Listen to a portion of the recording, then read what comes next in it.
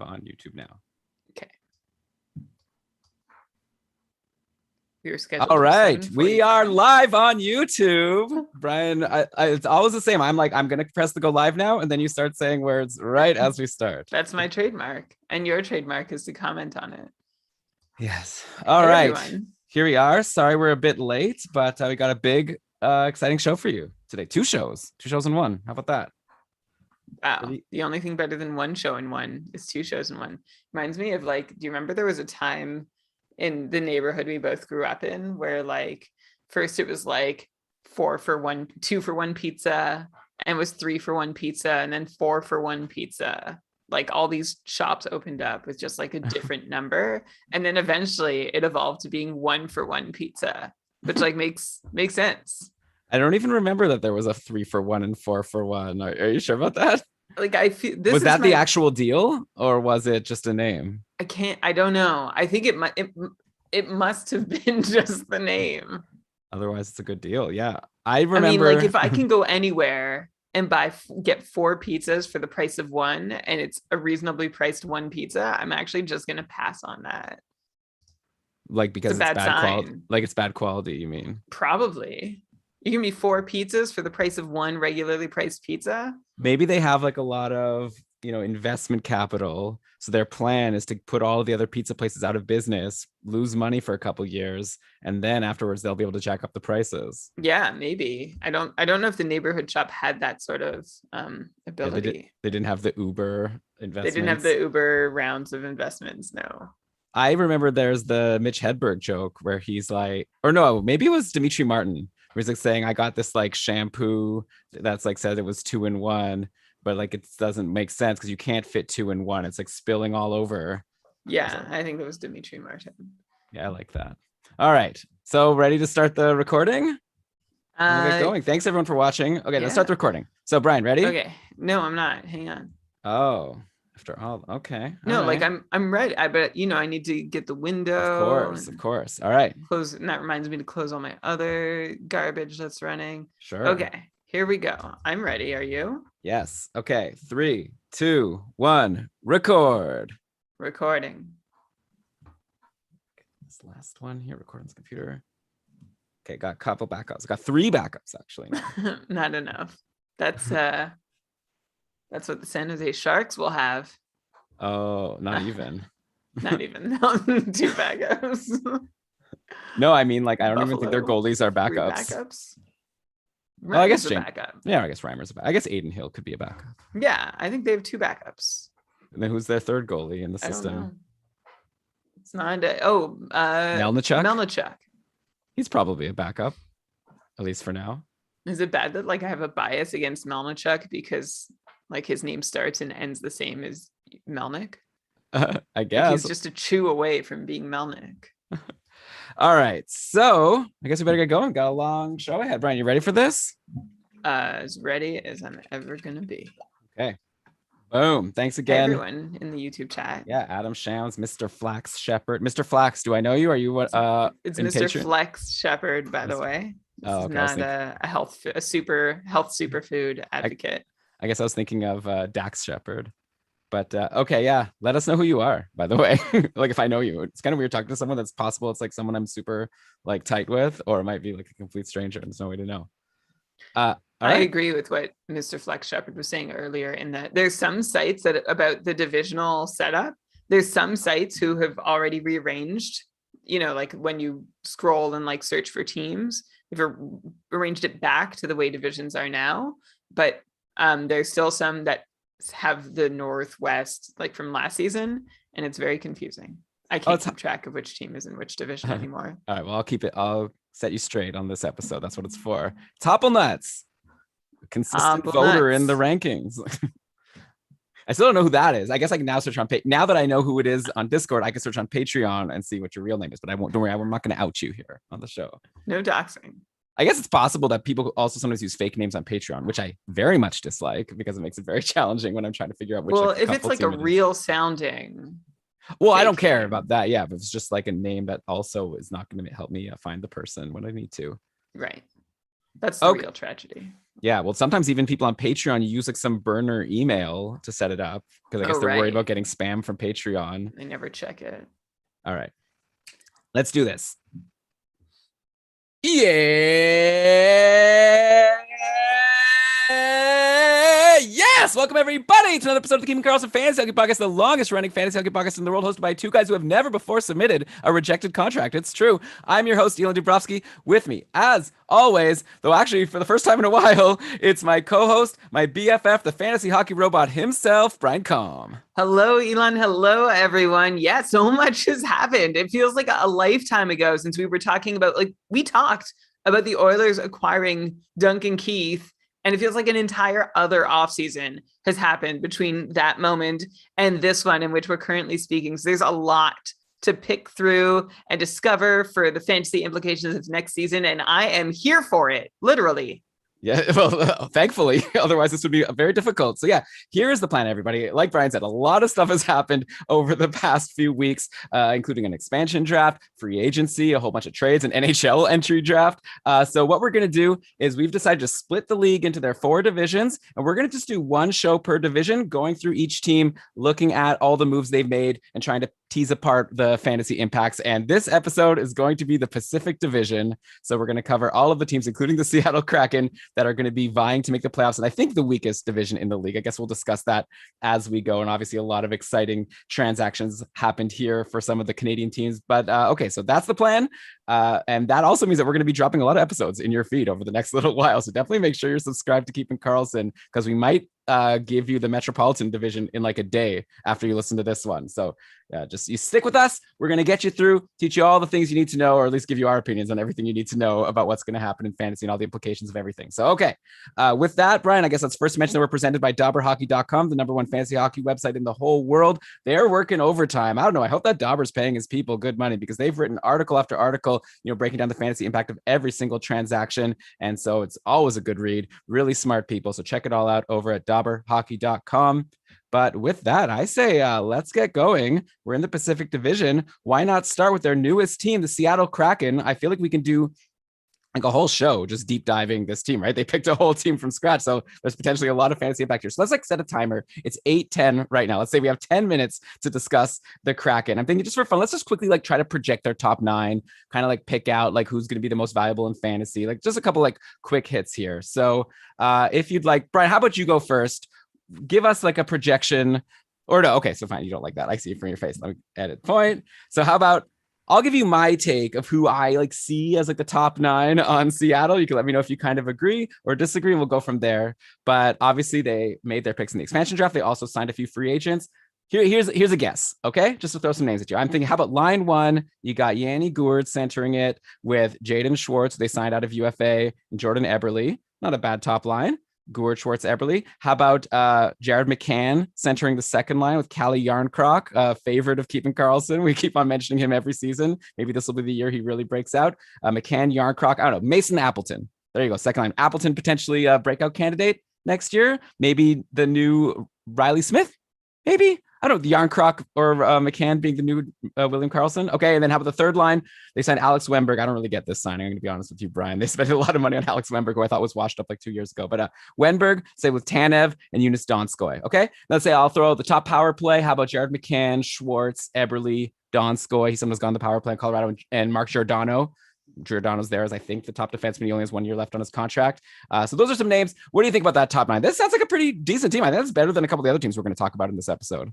For sure. They sound like a decent top 9. I mean, a lot of it is going to depend on whether some of these guys like McCann and Jarnkrok and Appleton and even Donskoy can shine with a new opportunity for an expansion team, the same way that new Golden Knights did, in opportunities that they never had with their previous teams, or just hadn't had in a really long time. The one caveat about the whole top 9 you mentioned, which sounded plausible, Elon, but keep in mind that Yanni Gourde had shoulder surgery, right? So he's reportedly going to need 4 months rehab, which should take him through to the end of November, when he might return. So I'm actually going to turn to someone. I didn't come up with my own top 9 depth chart. I just went to Ryan Clark over at The Athletic, who I really trust.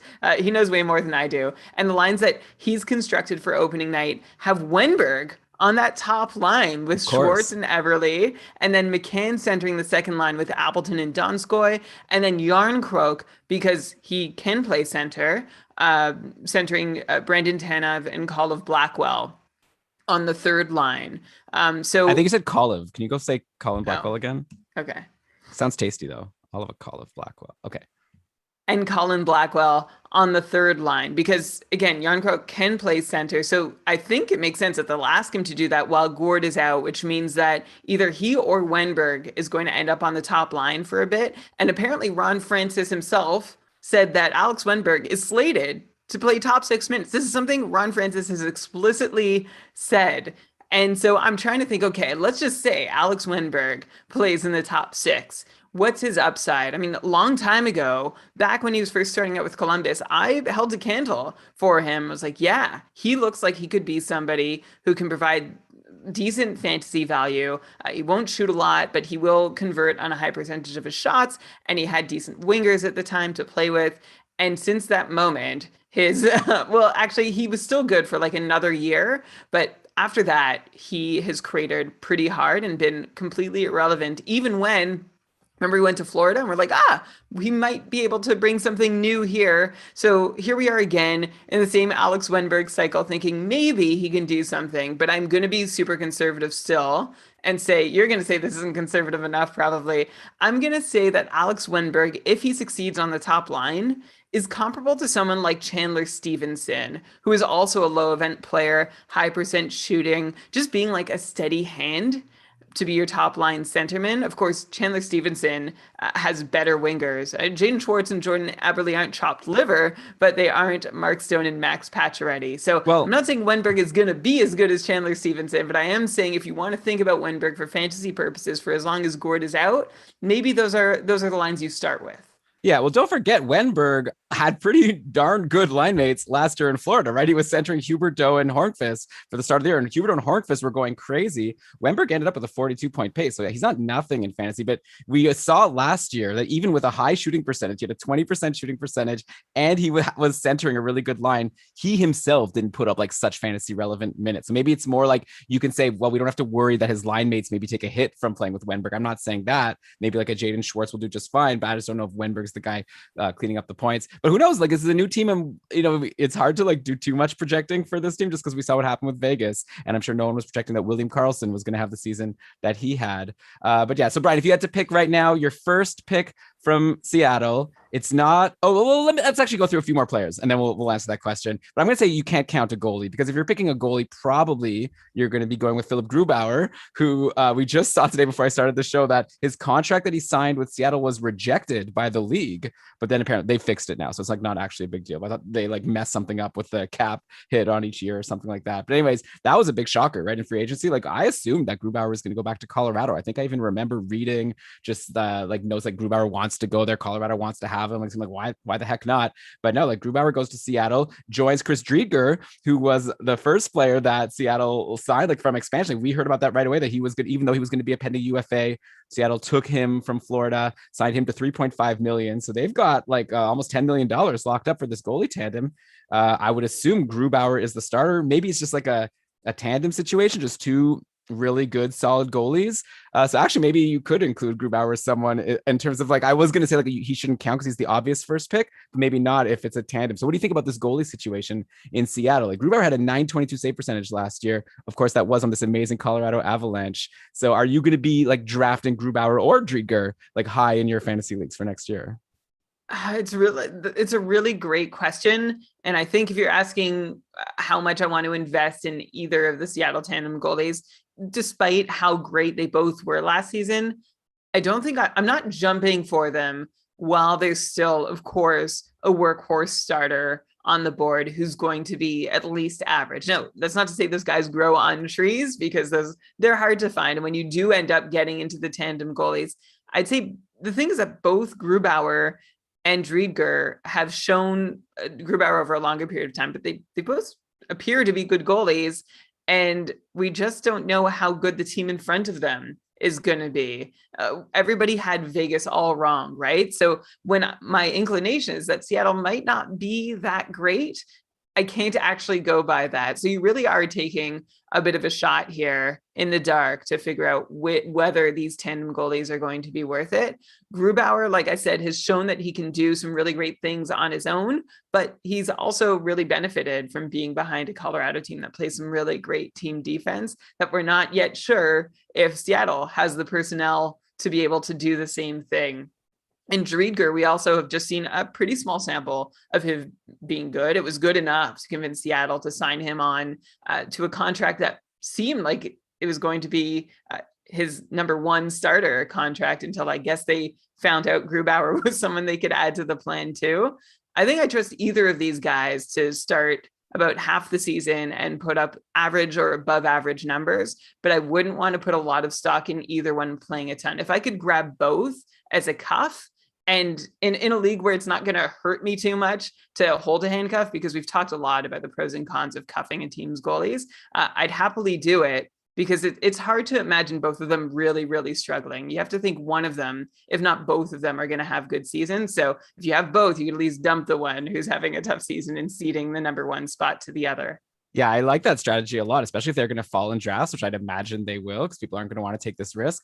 Grab the cuff, hope that someone ends up taking the majority of starts. We'll see. And yeah, this defense like doesn't look bad, right? Like Adam Larson, Vince Dunn, Mark Giordano, Jamie Oleksiak. Like these aren't the biggest like offensive names, but I think these are the Hayden Fleury. Like these are the types of players I think are known for like being good, somewhat good defensively. By the way, Adam Larson, I'll throw it out there. He comes over from Edmonton. They signed him to contract. Also, another player they drafted like Driedger from the expansion draft, even though he was a UFA.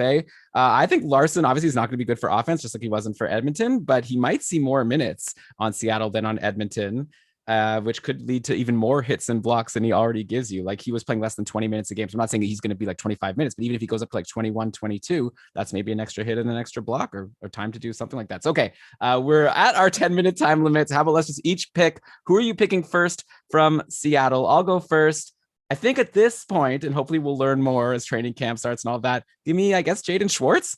He's their like highest paid guy, maybe aside from Giordano. So I don't know. I think he'll be top line, top power play. So who knows? I'm picking Schwartz. Using his salary as a reason to pick him first. Yeah. Like that was your analysis. I think I'll go Jaden Schwartz first because he's paid second most on the team. Well, because like they chose to give him that salary of, it was a UFA signing. So obviously They like this guy. They're not going to pay someone $5.5 million for like however many years it is, like 4 or 5 years, to not give him a important role on the team. So I don't know. Yeah, I think I'm with you. I think he'd be the one with high upside. And of course, it's because Gord is injured, right? If Gord is healthy to start, I think I'd actually go him. I don't think so.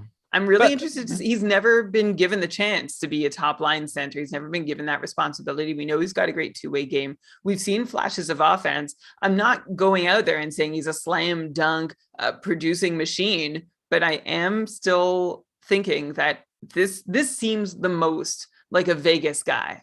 Right? When I say Vegas guy, like I said before, it's someone who just never had the chance with their past team to really show what they could do.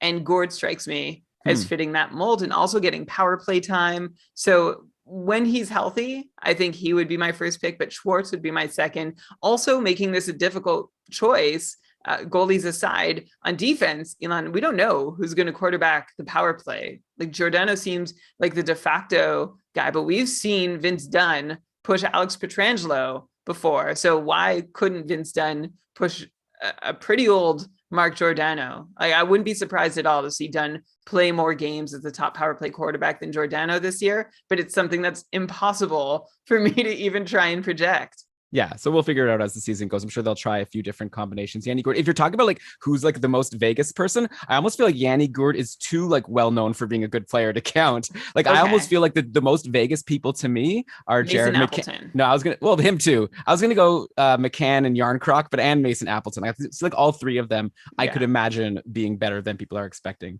Okay, but yeah, obviously the best strategies with your Gourde selection is if Yanni Gourde goes undrafted in your fantasy league and he's IR eligible, stash him in your IR, have him ready to go as soon as he is ready to play. All right, so that's Seattle. Let's go to the Edmonton Oilers. I've tried my best to order these in terms of who I think had the most impact.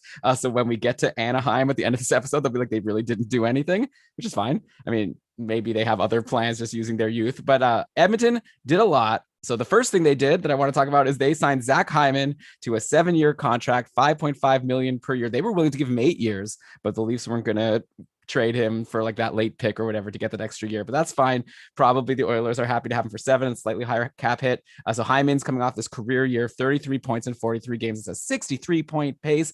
I have Hyman in like my dynasty league, and I was so like frustrated when I saw the news that the Leafs weren't going to be re-signing. I was like, oh no, he's going to like lose all of his fantasy value. He's probably going to sign for so much money, and he's no longer going to be playing with Matthews and Marner or with like Tavares and Nylander. Little did I know that he'd go to maybe the only place where his fantasy value probably at least stays the same, if not goes up. And he goes to Edmonton. He's probably going to play with Connor McDavid. Oh, I love it. Like, I'm assuming the lines are going to be like, I think just like the obvious thing to expect is like McDavid, Puljujarvi, and Hyman. And then you get RNH with Draisaitl and Yamamoto, just because that second line, you know, they've used it before. But either way, you know, give him McDavid, give him Draisaitl. I know like we could talk for a while about whether Edmonton made a smart move in signing Hyman, but as far as Hyman's fantasy value, I'd imagine he should be able to at least be similar to the 63-point base guy that he was last year, right?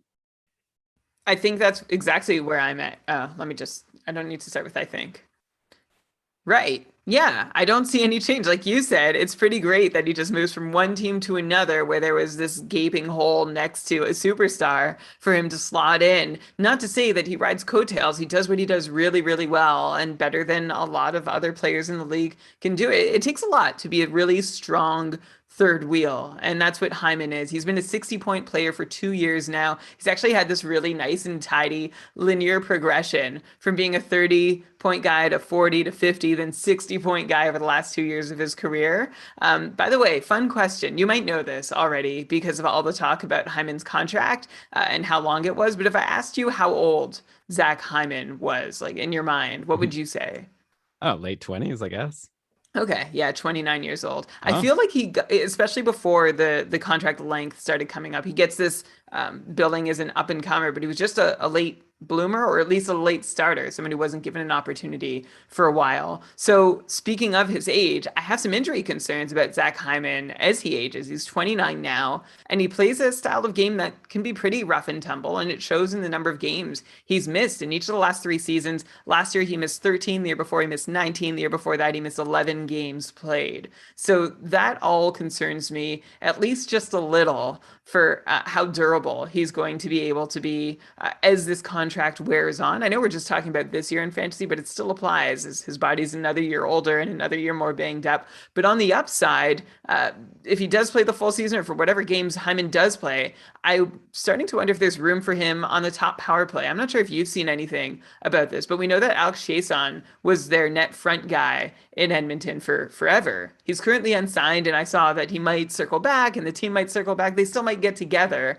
but I wonder if Zach Hyman can fill that top power play role. That is so juicy if he can, because, you know, you've got 3 forward spots locked down, but the 4th forward is going to be between Hyman, Puljujarvi, and maybe Yamamoto as another candidate, but I think likely it's between Hyman and Puljujarvi, or Alex Chiasson if he does re-sign. So what do you think about Hyman potentially hitting that top power play? I mean, obviously one can dream if you have Hyman in your leagues. Like, he's never been a top power play guy before. When I talked to Low Tide about the Oilers a few shows ago, I think he said that he thinks Puljujarvi is probably the most likely option to get there as like a net front guy. The thing is also, a net front guy on the power play on Edmonton doesn't seem to get many points. Like, it just seems like they have their system, and maybe the job of the Yamamoto, or maybe the Hyman in this case, is like, you know, go get the puck. If there's a rebound, pass it back to Barry or whatever and restart. But hey, either way, obviously it couldn't hurt. Yeah, I'm looking at Chiasson's numbers the last 3 seasons, and he's been about a 15 power play point player. What? Maybe a little higher than that over the like in his pace is this net front power play specialist. Okay, well, there you go. It is a great place to produce.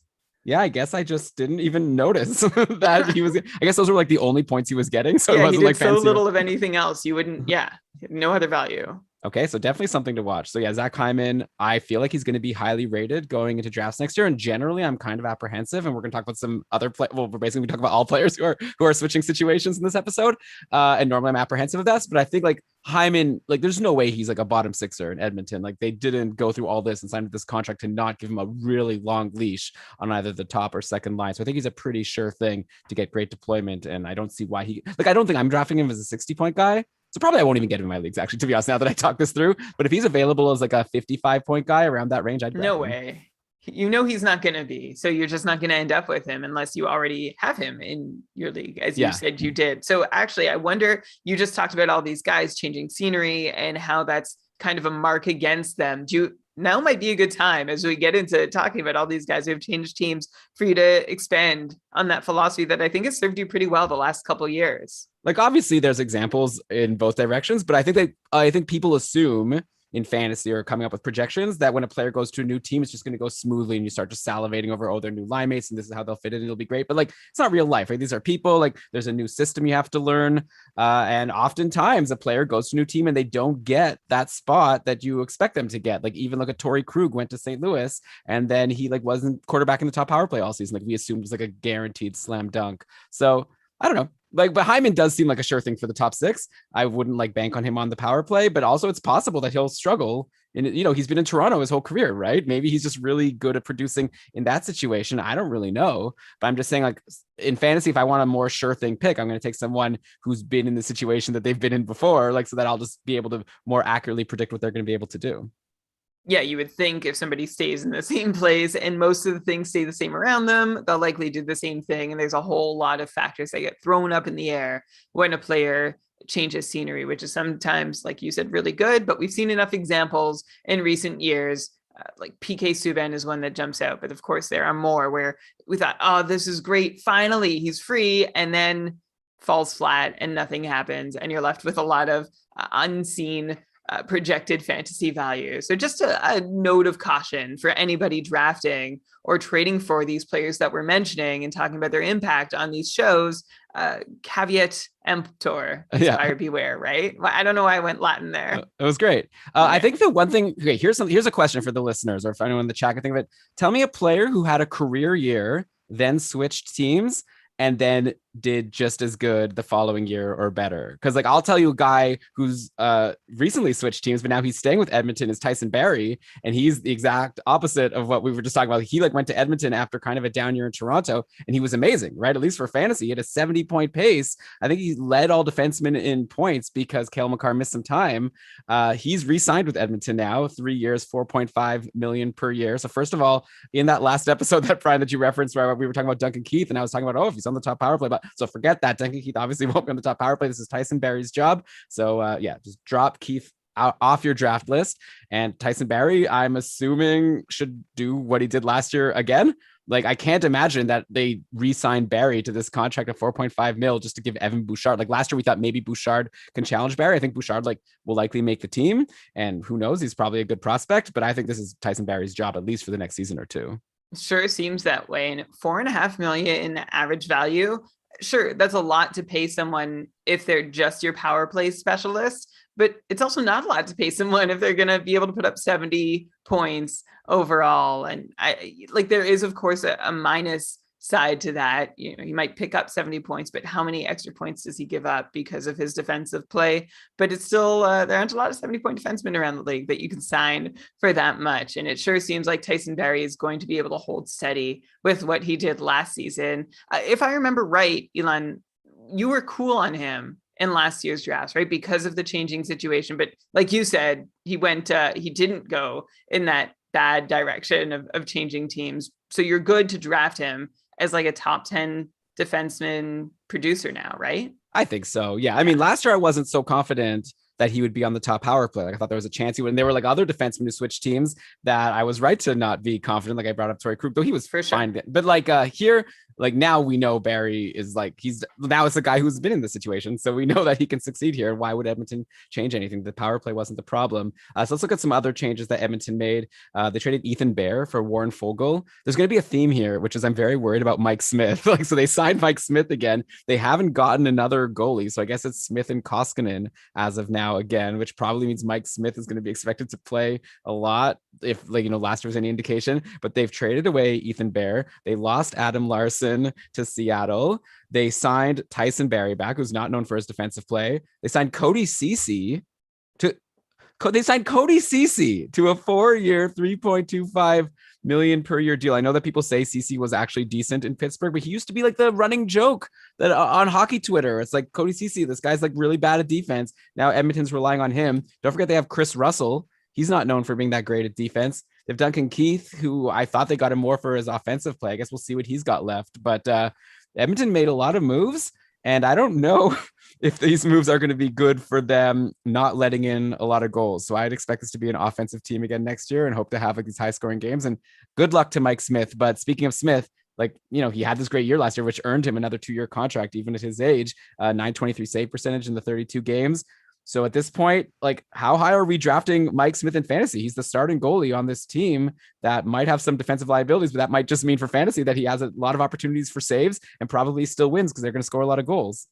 Well, with the addition of Warren Foegele, it feels like the Oilers have answered one need, which was some more forward depth so they could roll 3 lines without fear. And now on their third line, as it might stand, you've got Ryan McLeod, Warren Foegele, and maybe Zach Kassian, although there's still rumblings that he could end up in the top 6 to start the season, which would just be wild. But Foegele is a decent guy to have in your bottom 6. They did a good job filling that out. But yeah, losing Adam Larson and replacing him, I think they hope with Cody Ceci, who was a big shot blocker in his Ottawa days, but not in a good way, right? He was just getting pummeled and having to lay down in front of everything that came his way. And I'm not sure he's going to be able to provide the same. Well, I'm actually pretty sure he's not going to be able to provide the same quality of defensive play that Adam Larson could, even though the Oilers signed him to do that. I think hopefully they'll realize like CC has found this niche as a decent bottom pair guy, but he's faltered whenever given more responsibility than that, which seems like Edmonton is going to start the season doing, which yes, is plenty of reason to have concern for Mike Smith, who was very good last year, especially on the penalty kill. I don't expect that part to repeat. He was still good at even strength. He played just above average expectation while Edmonton was a mid-pack defensive team. This year, like you're saying, Elon, I don't think Edmonton is going to be as good defensively, and that could bear down on Mike Smith. Also, I didn't even mention Duncan Keith's name and how he might be in the top 4 when he might not have any business being a top 4 defenseman this upcoming season. So Mike Smith is going to have his work cut out for him. It's going to be another year closer to being the same age as his jersey number, and there's no internal competition for him. So it feels like it's going to be all on his back unless he totally collapses. Koskinen was not bought out. Lots of talk about the Oilers wanting to get rid of his contract, but didn't end up doing it, or at least they haven't yet. It's still a very risky fantasy play. Maybe good for wins, but a lot of high scoring wins. So look out for your rate stats, and then also look out for your wins. If he doesn't do well, I'm not sure what the other options in the goalie market are for Edmonton and how quickly they can access them the rest of this offseason or into the actual regular season. But he's not somebody that I would say we're sure to see being a number 1 at the end of the year, even though right now there's no one in the organization to challenge him. Yeah, they have Alex Stalock. Yeah. But yeah, Edmonton. Yeah, that's the line. And Adam in the chat also just said they have Stalock. Yeah, they have Stalock. Yeah, who I think is a below average NHL goalie who might be able to come in for a couple games at a time or maybe go on a nice miracle run here and there, but he's not a permanent option. Okay, for sure. But yeah, so let's just get back to Smith though. Like you said, all the ways things could go badly, but this could also be like a really good value pick. Like I don't think he's going to pick super high in fantasy drafts. Last year, anyone who grabbed him out of free agency when he started playing, like got like a really like star level goalie in terms of his production. He was having great games all the time, lots of wins, great save percentage. Just to get a sense of where you're thinking of drafting this guy. I'm going to throw some names at you. You tell me who you'd rather have, Smith or that guy. Like how about like a Tristan Jarry over on Pittsburgh, who struggled last year? Are they in the same tier? Or is one like an obvious pick over the other? I think Jarry is an obvious pick over Smith. Oh, wow. I don't know. Like Smith was so much better last year. Okay, so how about John Gibson? He was terrible. Yeah, no, that's not an obvious pick. I would draft Smith first, but more likely I'd let someone else draft Smith first and then take my flyer on Gibson later. Okay, I see. So you're thinking that Smith is going to be maybe overrated based on his I think production. I might get better value out of Gibson later than Smith in the draft. Okay, how about Carter Hart? Who would you rather have? Oh, come on. Carter Hart. Would you like, to me, that's not a question. Well, I mean, I think that Carter Hart, people who had him in fantasy last year are thinking there's a question. Yeah, I know he was awful and Mike Smith was good. I just can't. I mean, you know this. I've had a really hard time getting behind Mike Smith, especially because his age. Like, it's now even more unlikely. Last season was a super unlikely season for him to have a good year. He was in a steady period of decline, and out of nowhere, he blows the roof off and has one of the best seasons he's had. Like, that 923 save percentage was his best since ever. I'm just looking, like, that was his career best. The years before that, 902 and 898. So I see him being much closer to those numbers than that, repeating that 923, especially now. Like I said, it was super unlikely he would do it last year. It's even less likely he'll be able to pull that off this year. And, you know, like, I'm very aware of my general distaste for Mike Smith over the last few years, and I've been right more often than wrong. But last year I was very wrong, but I'm willing to still hold the line I've had on Mike Smith for the last few years, which is that he's not there. He's not somebody I want to be relying on my fantasy roster. Okay. I think I'm with you with I'll take Hart over Smith, but I think I would take Smith over Tristan Jarry at this point. But okay, so that's Edmonton. I think we've basically covered what's going on there. Let's go to the Vancouver Canucks now, who pulled off a huge trade, which was already like a long time ago, right? I guess after we recorded our last episode together, breaking down the trades previous. But so they traded Louis Eriksson, Jay Beagle, Antoine Roussel. Basically, they're just like dumping a bunch of contracts. Then they also sent a first round pick in this past draft, 9th overall. I guess I probably should have checked who that was, but maybe you could check that quickly. Also a 2022 second and 2023 7th. So they sent all these assets, well, basically dropped contracts and sent some picks to Arizona for Oliver Ekman-Larsson and Connor Garland. So obviously they're getting back a big contract in Oliver Ekman-Larsson, and then Connor Garland, he was a RFA, and they signed him to a 5-year, like around $5 million per year contract. So all told, like, forgetting about it gets complicated, right? Because it's hard to evaluate these trades because it's all about dumping contracts and like short-term versus long-term. But in terms of like just next season for fantasy, basically they've gotten rid of like players that are meaningless, you know, like not relevant at all. And they've gotten back OEL and Connor Garland, who, you know, OEL is not the same player he used to be, but he's obviously like a very like rosterable player, and Connor Garland is a potential star. So, you know, big increase in value for Vancouver, at least next year. So Garland, let's focus on him first. 39 points in 49 games for a 65-point pace with Arizona. People still must remember, or people might not remember, like at the start of the year, he like was off like a cannon.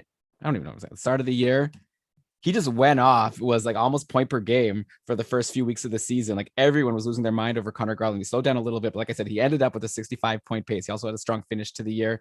Let's assume when we're trying to project the lines, let's assume the lotto line sticks together. So, you know, Miller, Pettersson, and Besser, they could stick. Garland would likely slot in, I think, on the second line with Horvat and like maybe Hoglander or Tanner Pearson. Let's say, like, either way, I think it's a good spot for Connor Garland. He gets to play with Bo Horvat. Do you think as a top sixer in Vancouver, can Garland repeat his numbers from last year on the Canucks? I do. I really feel strongly about Connor Garland being a good player. And I know it took me a little longer than others to warm up to him, but I'm all aboard the Connor Garland train now. Looking at his offensive stats over the last 2 seasons, not just last season, but last 2 seasons, he's a top 40 forward in goals per 60 at 5-on-5, shot attempts at 5-on-5. He ranks 35th in the entire NHL for shots per 60 at 5-on-5 over the last 2 years. So Garland is somebody who's made a name for himself, taking a lot of shots and converting on a decent amount of them, that I'm pretty excited to see what he can do in a more, I hope, offensive-minded system in Vancouver. This is also great news for Bo Horvat, by the way, because Garland is an upgrade on what Niels Hoglander was last year, and is also a better option than Tanner Pearson to create with, though that could be a bit of a double-edged sword for Bo Horvat if Connor Garland challenges for time on the top power play. But my guess would be that Horvat would hold on the top unit, since he did see a lot of success there, and that maybe Garland finds room on the second unit. So that would be something to consider for Connor Garland, that 5-on-5 production is going to be really strong, but he might be missing that top power play role that really makes him one of the top wings to get in fantasy. But overall, he's a top 40-50 forward in the NHL, and I am excited to see what he can do outside of Arizona, because it really seemed by the end of last season, I don't know what happened, and like, this is side drama, but there was seemed like this total disconnect between his apparent desire to stay or negotiate with Arizona, and Arizona was just dead silent with him, did not even really talk to him about re-signing. So Vancouver is a team that wanted Connor Garland. They're going to put him in a space to succeed, and I am definitely interested. He's for sure draftable, and I don't know where else, like how else I would rank him, Elon, if I'm trying to think of his value as a guy who could put up really decent production, but maybe not get on a consistent top power play spot. That would be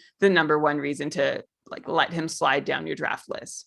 Yeah, I don't think I'd be drafting him as a 65 point guy. Like you said, that was based on he did have 10 power play points last year. So those out of his 39 points, 25% of them came on the power play. And who knows if he gets that role. I think this is the situation, like I was talking about before, where I'm going to be a little bit cautious about drafting a player and expecting too much in a new situation. We'll have to see, like, because Garland was often like benched or like demoted in Arizona. I'm not saying that's a guarantee, but who knows? Maybe Travis Green doesn't love what he sees from Connor Garland. Like, I don't know what's going to happen, obviously, but it's enough for me in fantasy to just like, if he's around, 50 point, 55 point guys, potentially I want to take a swing late in my draft if it's a more shallow league. Definitely, like, I'd love to take a shot, and who knows, I could end up really regretting all season missing out on this guy. But I mean, there's nothing bad about him. I would just be a little bit cautious. Yeah, there's just two different kinds of scenery change, right? And when a player is doing really well and the best they can do, we're worried about what happens when they go to a new team. But if a player is not in a place with their, like you mentioned, he didn't seem to be coach's favorite. He didn't seem to be GM's favorite. So he's with a team that's going to show him some love now. So I'm hoping that's a positive change of scenery. Like, it's not just neutral. Okay, I'm going to wear a different jersey. It's like I'm in a new environment where people want me and are giving me all the support I need. But you're right. Maybe I'm just falling into that new scenery trap that we've already warned people about.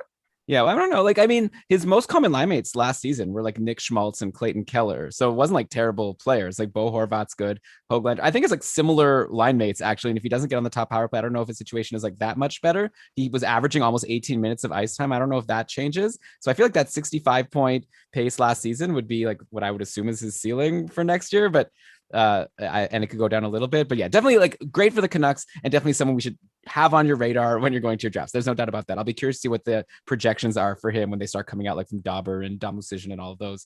So okay, then we have Oliver Ekman-Larsson. Kind of has become a bit of a non-entity in fantasy, right? Like, he had 24 points in 46 games last season for a 43 point pace. Not nothing, not amazing. He was playing second fiddle to Jacob Chychrun.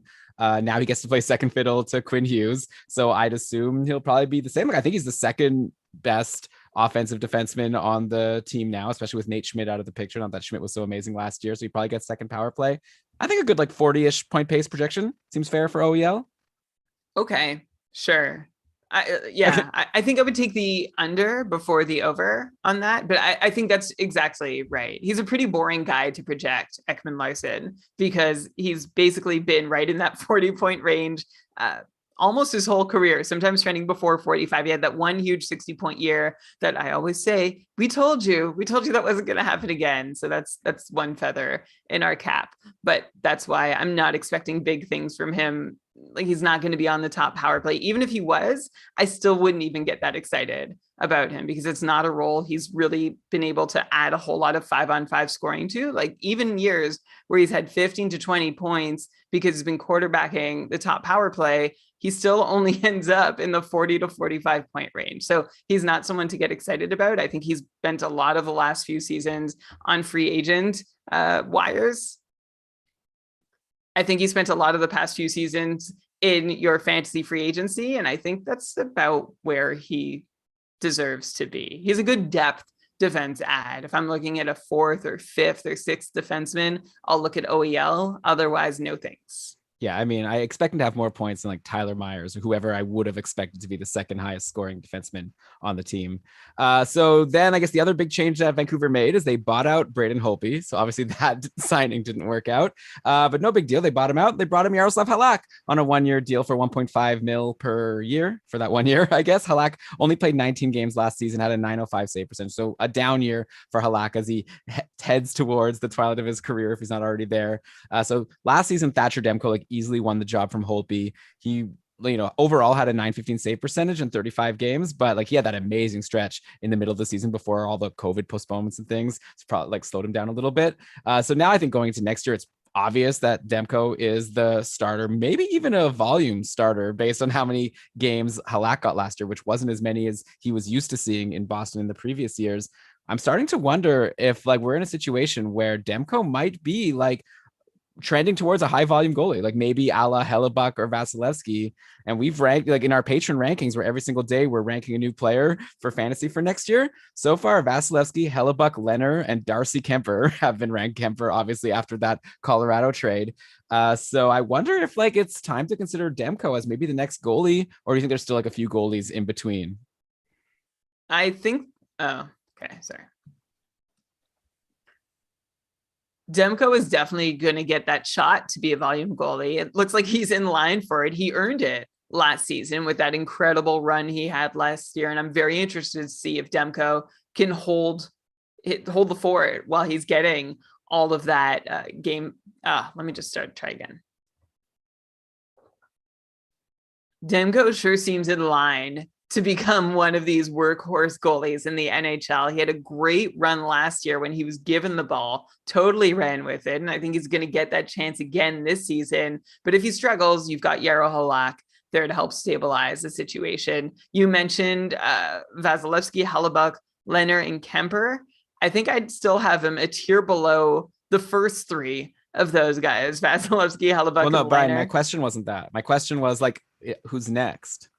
Yeah, I think it's a far drop. I think wherever you talk about UC Saros, that's where you talk about Thatcher Demko. I don't have my Schmore goalies board list all set, and Demko is somebody who could be a high volume and give you some good rates. But man, I'm worried about Vancouver next season. Though Demko survived a pretty awful defensive team in front of him last year, so you'd hope the same could be true of him this year. But it was still a short stretch that he's shown us that he can have some really great numbers, and I'd still be nervous. So whether that, if I'm trying to rank, I don't have my whole goalie list in front of me, Elon, but if I'm trying to rank him, I'm looking at how many red flags there are for him. Team defense is a red flag. Small track record is a red flag. Jaro Halak is not so much of a red flag. I think he's there to, like I said, stabilize and support and not necessarily steal the job from. But I would be anxious about reaching too high to make Demko my number one goalie. The upside is huge, but it's not someone I'd really want to bank heavily on the way I'd be ready to bank on someone like Vasilevsky, Hellebuck, and Leonard. Yeah, I think the thing is like with Hellebuck, right? He's like made us maybe a little bit too used to the fact that a goalie on a team with weak defense is able to still be amazing if they get the volume. So we'll have to see if like Demko can approach what Hellebuck has done. So we'll have to see. This will be an interesting year for him. I might even go, I'm curious to, you're getting me thinking of what other goalies go between, say, Leonard or Kemper. Kemper, I don't think necessarily is, he's not in that tier. Maybe he goes next, but he's not in that tier of Vasilevsky and Hellebuck and Leonard. Okay, like I know we're gonna cover Colorado on the next episode, but like, is there a reason why like Kemper's been great forever, and now he's going into a situation where Grubauer was like one of the most valuable goalies? I just wonder if he shares time with a healthy Francouz. Yeah, I guess it's possible. Anyway, so sorry. So you were saying like you're thinking of goalies in between those guys, and I know you won't agree with this, but in terms of workhorses, there aren't a lot out there. But where would you go between Carter Hart on a team that seems pretty good next year in Philadelphia and Thatcher Demko? I'd go Demko for sure, not even thinking twice after we've seen Carter Hart have his struggles last year. And also we'll get to what Philly. About Carter Hart having done so well the year before? Yeah, but also like, so is this recency bias? I guess so. Yeah. I mean, I just think that Demko is the one to me that like jumps out as like the more obvious option, but goalies are hard to predict. Yeah. I mean, Carter Hart had his Demko moment, but Demko has had his Demko moment since then. Yeah. Also, okay. So next episode is going to be the Metro, and we're going to talk about Philly, and we're going to talk about how they've brought in Rasmus Ristolainen and like Keith Yandel. Like, I don't know necessarily if this team is like a lot better, but we'll talk about them in the next episode. So let's focus still on Vancouver. Actually, I think we're done with Vancouver. So we've got a few more Pacific Division teams to go. So we'll be back at you with them in just a sec. You're listening to Keeping Karlsson. Okay, and we're back, and let's just go to another Canadian team that has definitely made a few changes. I'm talking about the Calgary Flames. I guess one of the biggest changes is that they lost Mark Giordano to Seattle in expansion, which I guess isn't as big a change as it would have been like a year or two ago, because last year Giordano lost that top power play job, actually right at the start of the year. Then he got it back for a little bit, but then lost it again. So Giordano already was seeming to be on his way out. But I guess either way, now he's for sure gone. Who's the D to target on Calgary? Like, is this just like an Islanders situation where the answer is like none of the above? Or like, I think Yes. oh, okay. Yes. I'll still that wasn't even in, we have our show notes where you prep what questions you're going to ask me and I prep my answers for them. That wasn't even one of your questions there, but to me, I'd already made that Islanders connection too. It seems like Nick Leddy or the equivalent of might still be your best option, but please run them down for us and let us know who's in the mix. It's just the kind of thing where like when Giordano had like a 60+ point season just a couple years ago as the top power play quarterback on this team, makes you think that this could be a team that can produce someone really valuable. But maybe the answer is that it won't be anyone. But yeah, here are some options. Rasmus Andersson had 21 points in 56 games last year for a 31-point pace. He started the year on the top power play, but he really fell off at the end after losing that job. Only 7 points in his final 28 games. Then you have Noah Hannafin, who's been there like forever at this point. He's never really done anything, though he did get on the top power play when the new coach came in, Sutter. And Hannafin ended the year with only 15 points in 47 games, but 10 points in his final 21 games was closer to a 40-point pace, which is not so bad. I guess his OEL numbers. He actually had his season ended prematurely at the end of April. He had a shoulder surgery, but he's expected to be fine for next year. Then, of course, there's Juuso Välimäki, who was the big hype guy going into last year, then ended up being a disappointment, only 11 points in 49 games, but he's only 22 years old. So I'm sure there's going to be some more hype next year. Maybe next year will be the season where Välimäki is finally able to take charge, get big minutes, and start becoming an offensive producer. Okay, so you want to know who of these, if anyone, is worth targeting, right? I'll start with Hannafin, who seems very much like a Daryl Sutter type guy. He's not a super risky player. He's a pretty steady hand, and I think that's what Daryl Sutter appreciates and will happily put forward and reward with opportunity. But I think if anyone else gets a shot, it should be Juuso Välimäki, because Rasmus Andersson had lots of time and space to make noise QBing the top unit last year and didn't. So that should open the door to someone with more upside. I think Hannafin is a conservative choice. He's someone else. He doesn't necessarily have the huge upside. Andersson still might be a decent option. I think he has even lower upside than Hannafin, though. But Välimäki is the one that I'm excited for and I want to see get the opportunity. But like we said at the top of this portion, I'm not sure I'm targeting any of these Calgary Flames blue liners in the first chunk of my draft, if at all. I think I'd lean taking a late swing on Välimäki before I even go for Hannafin or Andersson, barring, of course, any new information from training camp about them for sure quarterbacking the top unit or it seeming really good. I just don't know if I want their top power play quarterback if it's not Juuso Välimäki, because it feels like Hannafin and Andersson just have low ceilings. Yeah, which is too bad. Andersson was looking like a really smart pick at the start of last season, and it kind of all fell apart. Okay, the other big acquisition for the Flames, or no, I shouldn't say the other big one. And then, of course, the big acquisition for the Flames in free agency was Blake Coleman. They locked him in for a 6-year deal, almost $5 million per year. So they saw Blake Coleman's 31 points in 55 games for Tampa last year, which was a 46-point pace. They were like, we want this guy. Obviously, Coleman is also great for your hits. Like, he had 109 hits last year in only 55 games, 122 shots, or, 2 hits, 2 shots per game. I'm looking at the lines, trying to figure like where Coleman slots in. I feel like he's probably a bottom sixer, but tell me if I'm wrong. Like the classic Calgary line combinations since forever have been like Gaudreau, Monahan, and Lindholm, and then like Tkachuk with Backlund and Mangiapane. Though I know last year Monahan really struggled, and then Lindholm took over as center. So maybe we can get to like a situation where we're having Gaudreau with Tkachuk and Lindholm, and then maybe Mangiapane with Coleman and Backlund. So like maybe like Coleman gets into the top 6 by being centered by Lindholm. I don't even know. I'm throwing out different options here. What do you think? Like, what's the upside for this guy? It's like Blake Coleman. Like, he had that really good stretch on New Jersey before he got traded to Tampa at the trade deadline a couple years ago, where he was just going nuts. Then on Tampa, he's become more of a depth player and like a solid enough contributor, though he was usually in free agency, I'll admit, in my cupful division. So obviously not someone you needed to have on your roster. Where do you think he'll land next year when he's on Calgary? Is he going to be someone that's going to be in free agency most of the year or rostered most of the year? As you're trying to project the Flames top 6, I think I just want to name first before talking about Coleman that I still wonder if there's unfinished business this offseason with the Flames and say Monahan or Gaudreau. Remember at the end of last season and at the end of the one before it, these guys are as good as gone, or at least one of them needs to go. If you want to know my crazy guess, where I know nothing, but my wild guess is that there's a deal for Sean Monahan to go to Ottawa, but there's something dollar-wise holding it back. It's a very wild guess, and just based on the fact that Monahan played junior in Ottawa. But I wanted to at least shoot my shot, because back on our last episode, my real thought was that Tyson Barrie was going to end up quarterbacking the top unit again, that he would re-sign with Edmonton, but just wasn't out there at all. Like I looked for rumors before we went on, and I didn't see any. And then I was really disappointed that I didn't call my shot then. So I'm just going to put that out there now. It probably will amount to nothing. But going back to Blake Coleman, let's say everything stays the same. You mentioned that great run in New Jersey, Elon, and yeah, I remember it too. It was crazy, or at least it felt that way. I went back to his game logs, and yeah, he had a good 2, 3 weeks, and that was it. And then he like went quiet, and then had another good week or two.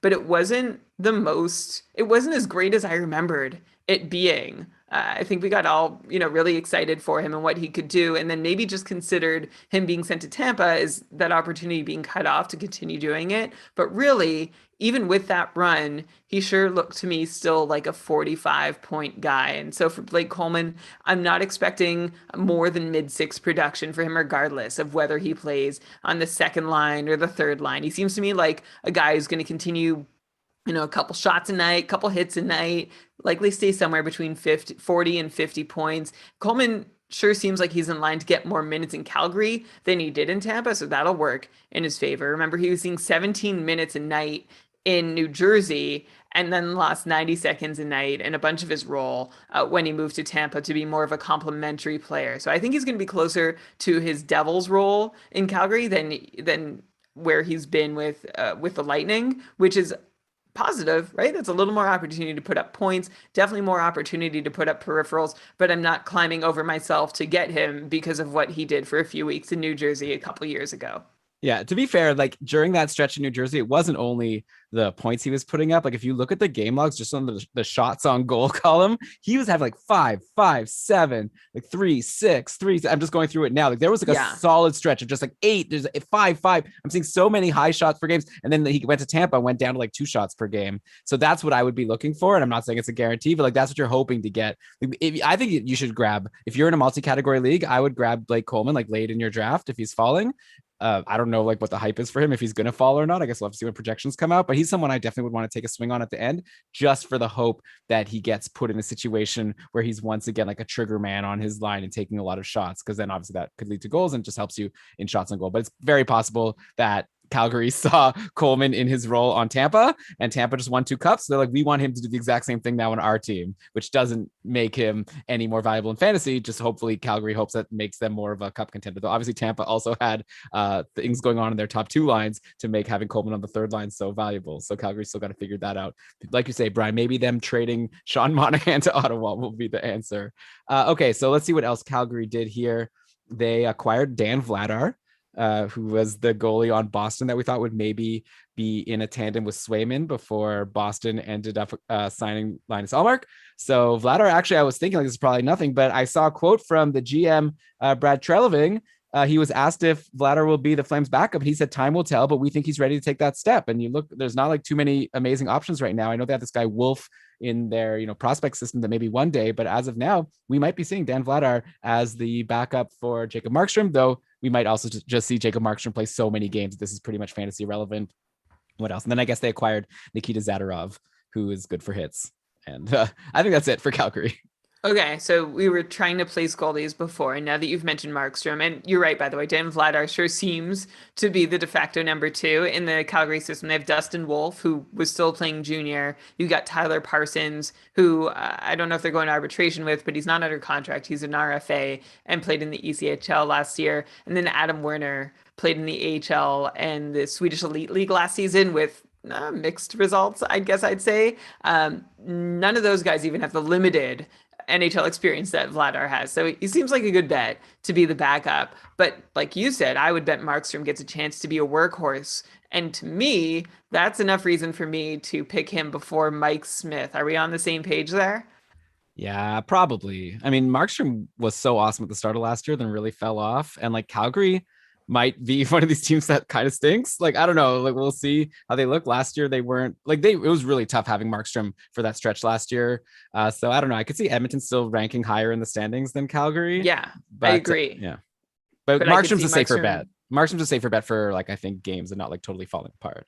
Yeah, I agree. Like if I had both on the draft board and I needed to draft a goalie, even though I expect Edmonton to win more games than Calgary, I would still go Markstrom.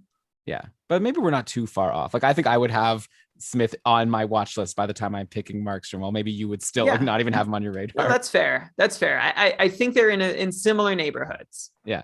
Okay. So next up, let's go to Vegas. So we already talked about one of their big moves in our last episode together, where they traded Cody Glass for Nolan Patrick. So we don't need to revisit that. I guess the biggest change they've made is they traded Marc-Andre Fleury to Chicago for the huge return of Mikael Hakkarainen. So obviously this was just a dump. They wanted to get rid of Fleury's contract, and instead they signed Laurent Brossoit to be the new backup. They signed him to a 2-year, 2.35 around like per year contract. So Brian, as soon as that happened, the patrons went and ranked Robin Lehner as the third most valuable goalie to own in fantasy right now, just after Vasilevsky and Hellebuck.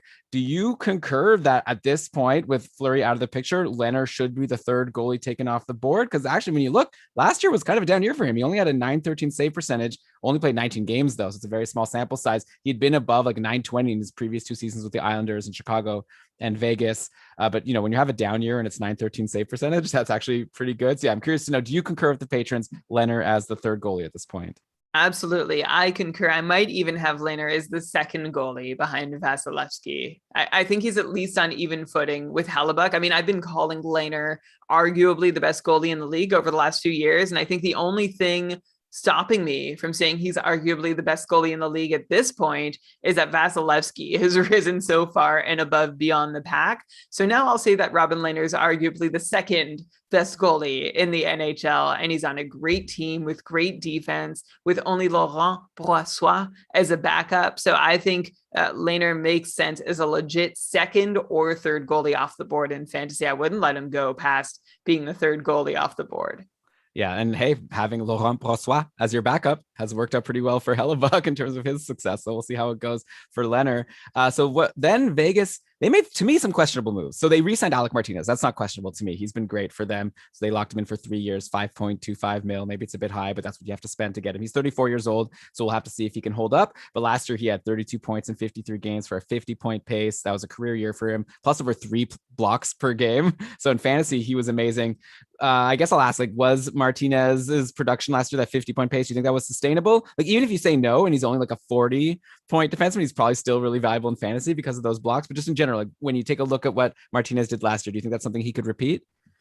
I don't know, Elon. He's 34 years old and he just played on a broken foot through the playoffs. That can't be good, right? One of those things isn't good. 2 of those things together sure seems very not good. Of course, I have been on record as a Martinez doubter. You and I had that side bet last season that he'd be, we set the over under at a 40-point pace, which was more than his career high. I took the under, you took the over, and you won. And what I didn't see coming for the amazing season Martinez had last year was he saw a minute more of ice time per night, and he had 9 power play points in 53 games, pacing for 14 power play points, which would have been the second highest total of Martinez's career and the highest since 2016-17. So those factors added to Martinez doubling his mid-20s season-long point paces from the few years prior to this one.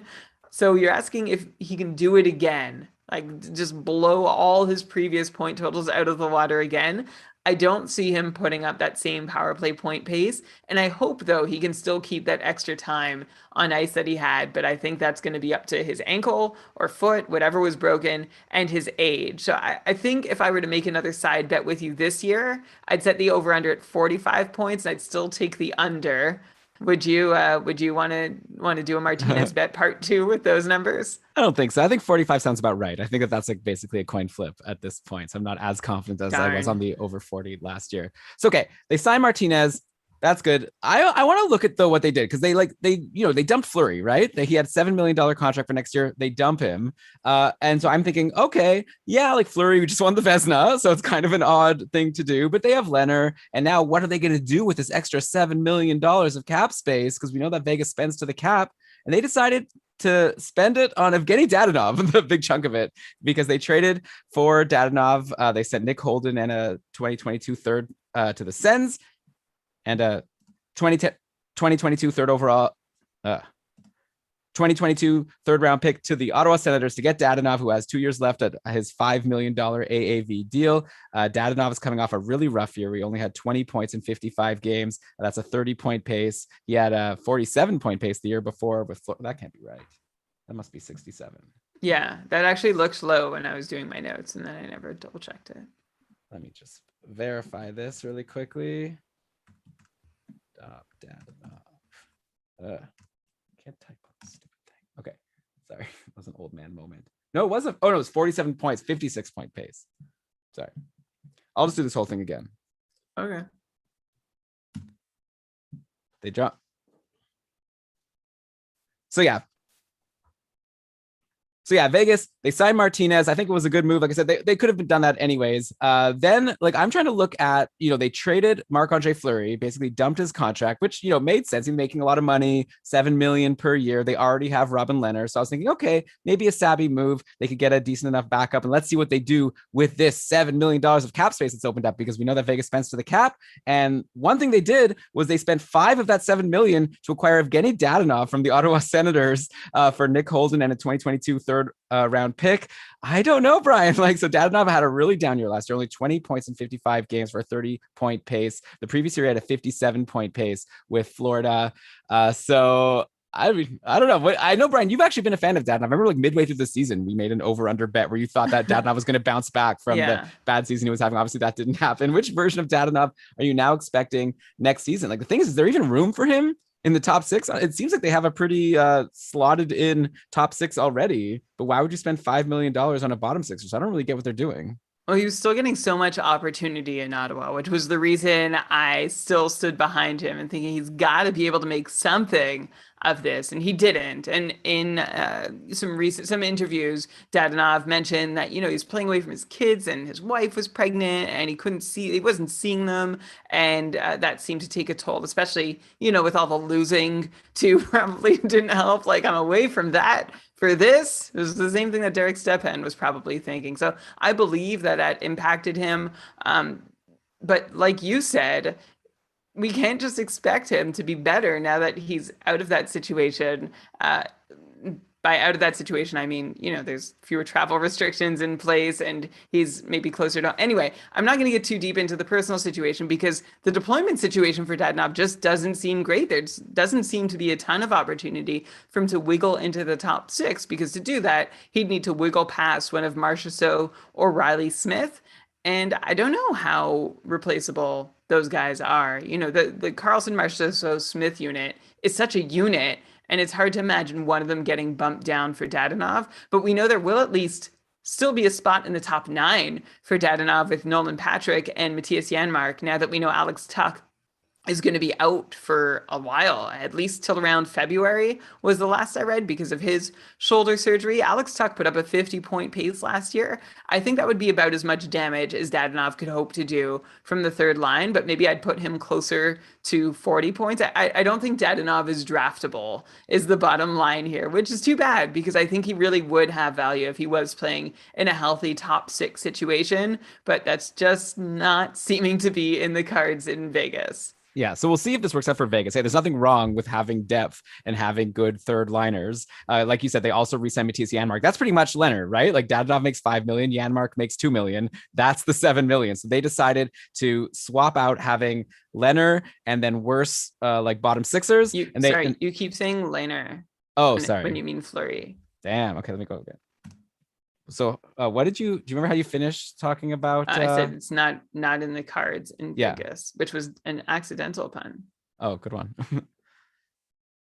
Right. So I think that I agree with you that I would not be interested in drafting Dadonov, but doesn't mean it's not a bad signing for Vegas, right? Nothing wrong with having a solid bottom 6 and some talent on the third line. Basically what they've done is they're spending $5 million on Dadonov. And then, like you mentioned, they also brought back Matthias Janmark for $2 million. That's the $7 million that they would have spent on Marc-Andre Fleury. So basically they decided to trade having Fleury as their backup and less talent in their bottom 6. And instead they have Brossoit as their backup. And then they have Janmark and Dadonov Dadonov. So I guess we'll find out if that turned out well for them as far as fantasy goes. Obviously good for Leonard. And yeah, I'm also not expecting much from Dadonov or Matthias Janmark for what it's worth. He had like a couple good games, but obviously he's a bottom sixer as well, which could be good for the team.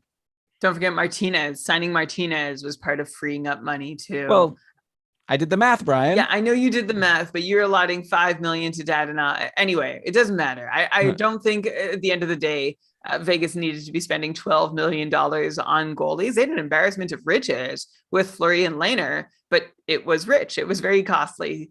Chicago, I think Chicago was just paying it forward. What Edmonton did for Chicago did for Vegas by taking Fleury off their hands for nothing. You mentioned Mikael Hakkarainen went to Vegas in the trade. Did you see that he's not even going to play for their affiliate? He's still going to play for the Chicago affiliate. Vegas doesn't even want him playing in their system. They just needed to throw a guy's name or a contract into the deal to make it work. So anyway, good problem solving for Vegas. And that was really, really kind of Chicago to help them out. Wow. I think you're going to take heat for this. Like, so kind of Chicago to take on the reigning Vezina winner. Oh, so, okay. Two things can be true. Chicago's a better team with a much better team with Marc-Andre Fleury, who could still have another Vezina worthy season next year.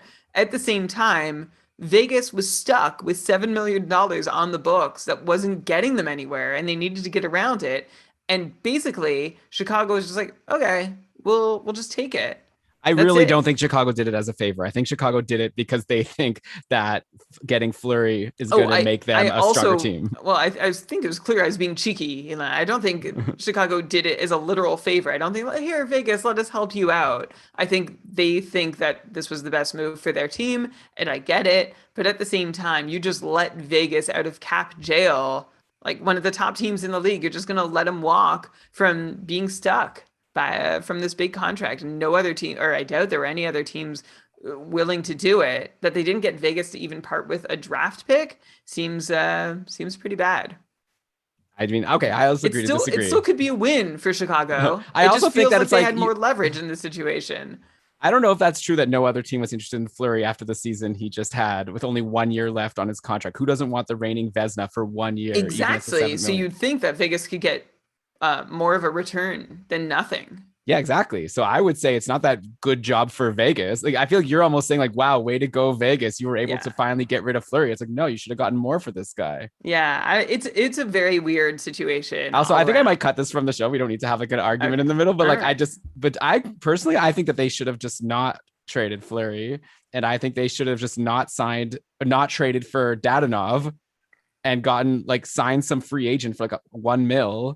Not sign whatever, they could have made it work and kept Fleury, and I think they're a better team. Like, I don't think like Dadonov and Janmark are moving the needle for them. Where we need to make room for Dadonov and Janmark.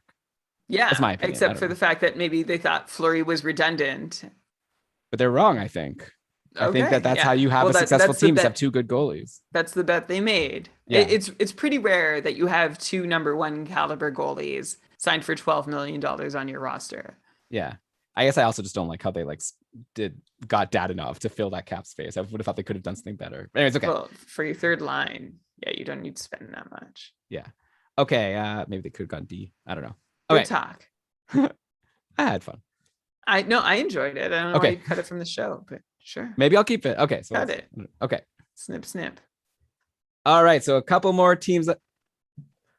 All right, so 3 teams left to go in the Pacific Division here, and there are teams that didn't do too much. Let's go next to San Jose. So we already talked about how they had traded for Adin Hill.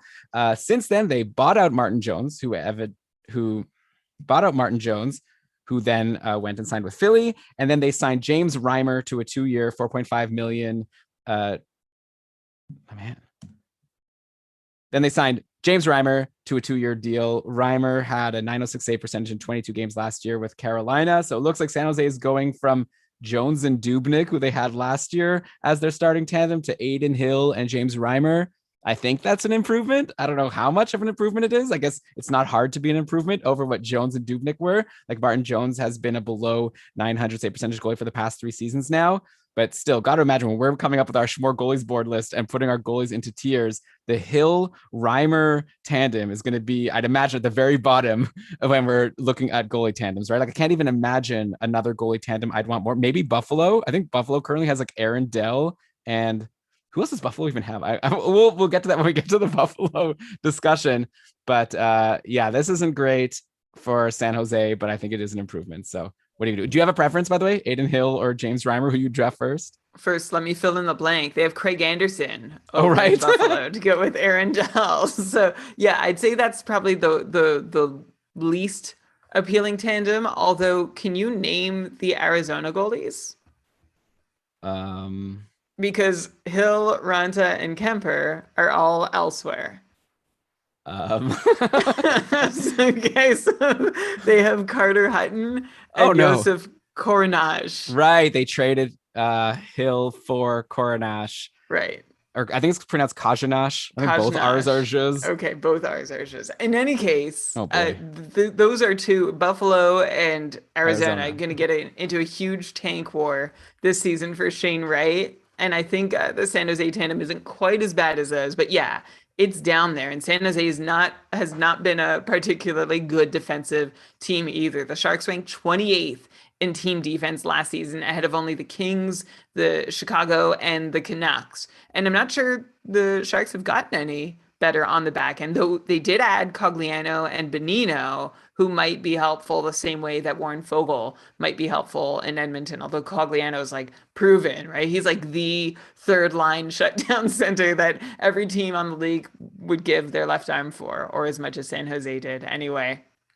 So yeah, I'm not jumping on either Adin Hill or James Reimer. Reimer, I guess, could, if I were to pick one, I'd lean Reimer, who I still think could offer more upside than Martin Jones did last year, but that's not saying a whole lot. That's just if you're looking for a deep or very late goalie.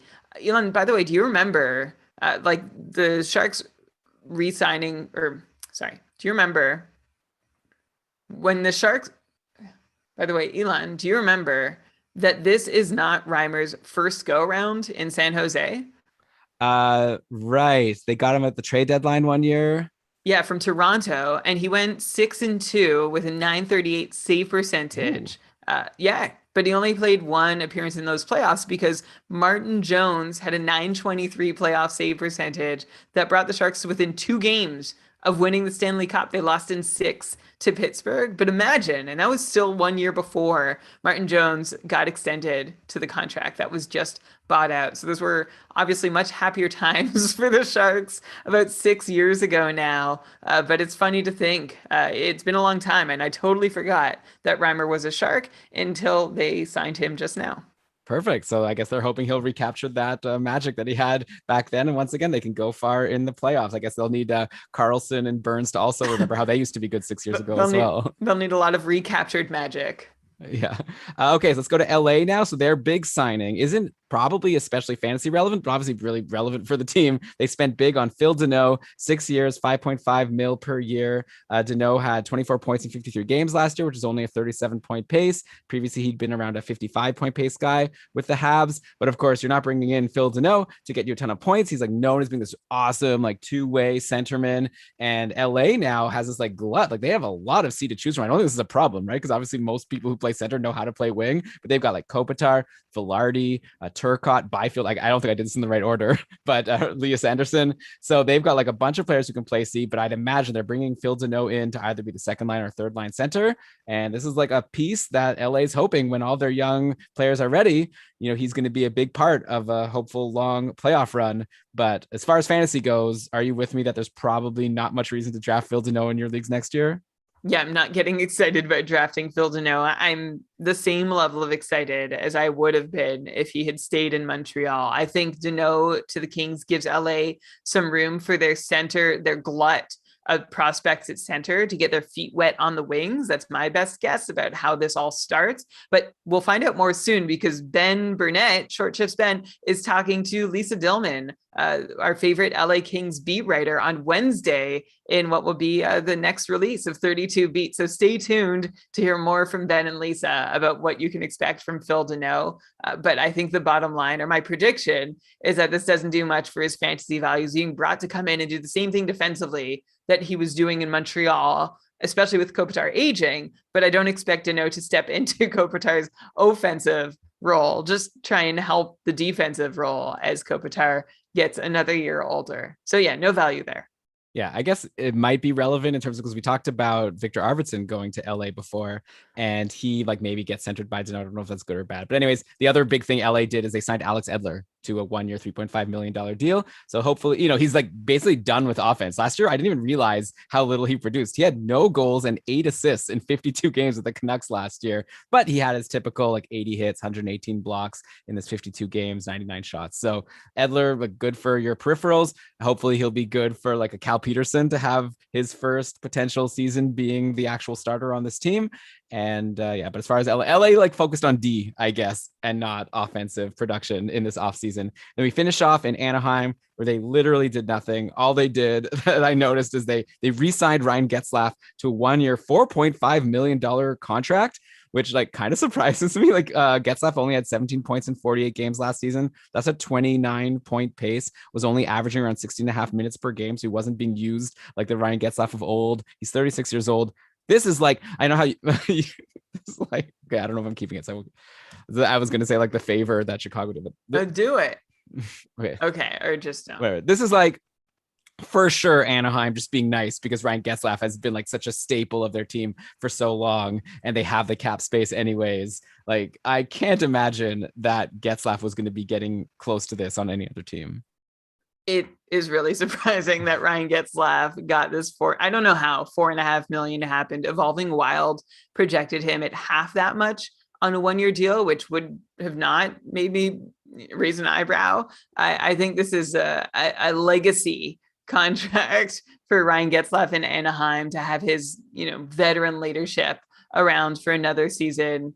It's also funny because I can't imagine Anaheim was bidding against anybody else for his services, or at least that much. So anyway, I'm happy. Like, I hope he's happy. I hope the Ducks are happy, and there's no change. He's not going in a cap league. That's a killer, right? Nobody wants a $4.5 million Ryan Getzlaf. Nobody wants a $2 million Ryan Getzlaf in a cap league. Yeah, especially with Trevor Zegras likely to take on a bigger role next year. Like, I don't see Getzlaf being more than a depth guy. Maybe he's the new Phil Deneau. Anyway, okay. That is our episode about the Pacific Division, Brian. This has been a blast going through it. You and I are actually going to stay here behind our microphones and record another show right away. But to the people who listen to this episode, thank you so much for listening. And if you want to hear us talk about the Metropolitan Division, where we're going to start in New Jersey and the big Dougie Hamilton signing, all you have to do is make sure you're subscribed to Keeping Karlsson and stay tuned for our next episode. But yeah, that's the show. We hope you liked it. We'd love to hear your feedback, so you could reach out to us on Twitter at Keeping Karlsson. Let us know what you think about everything we've been doing.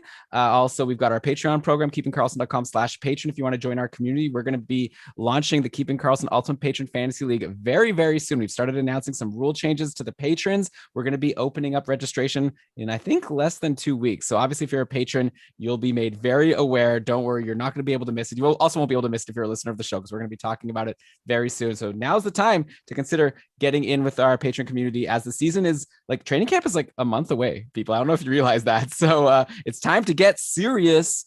And you could learn more about how to get serious at keepingkarlsson.com/patron. But with that, Brian, let's cue the outro music. Why don't you go ahead and read us the credits?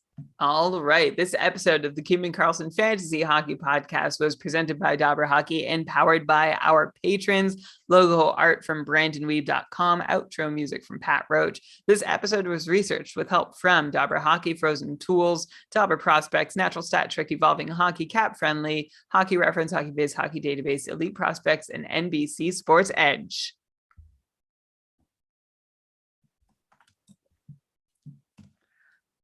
Great job as always, Brian. And I'm looking forward to talking to you in just a minute for an episode that will be released very soon about the Metropolitan Division. Until then, remember, fantasy hockey is for everyone. All right. Ready to keep going? Yep. Okay. Hopefully. I don't know. I started like spinning at the end, so we'll see how good this episode is. I think the Metro is going to be shorter. Yeah, there's a lot of teams that did nothing. It's like top heavy and then like not as much for the bottom so teams. It might be like a sub-hour episode. Yeah, definitely possible. Okay, what do I do? What's my joke here? Hosted by two guys who love going to museums. Is that too like on the nose at this point? Oh yeah, I think that's annoying. That's passe. Yeah, okay. I think Dougie Hamilton himself said it was annoying, so I would think so too. But like he said, it wasn't even a real story. Hosted by two Metro guys. Isn't Metro a saying for like if you're like really stylish? Metrosexual.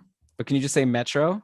Saying two guys who are getting so hot and bothered to talk about for this episode, we've become metrosexuals. It's not good. I also think metrosexual is a stupid term because it's like it's not your it doesn't have anything to do with your sexuality. It is that's why we won't use all right, it. So we won't do it. Oh yeah. Reverse Metro. Okay, no, okay. I think I like the Seinfeld reference. Okay, I'm gonna do Seinfeld. What is it? We're the devils. David Putty. This is the whole Metro. Why don't you just do that when we get to the Devils? Because I have to just make a joke and start the show. Okay. Yeah.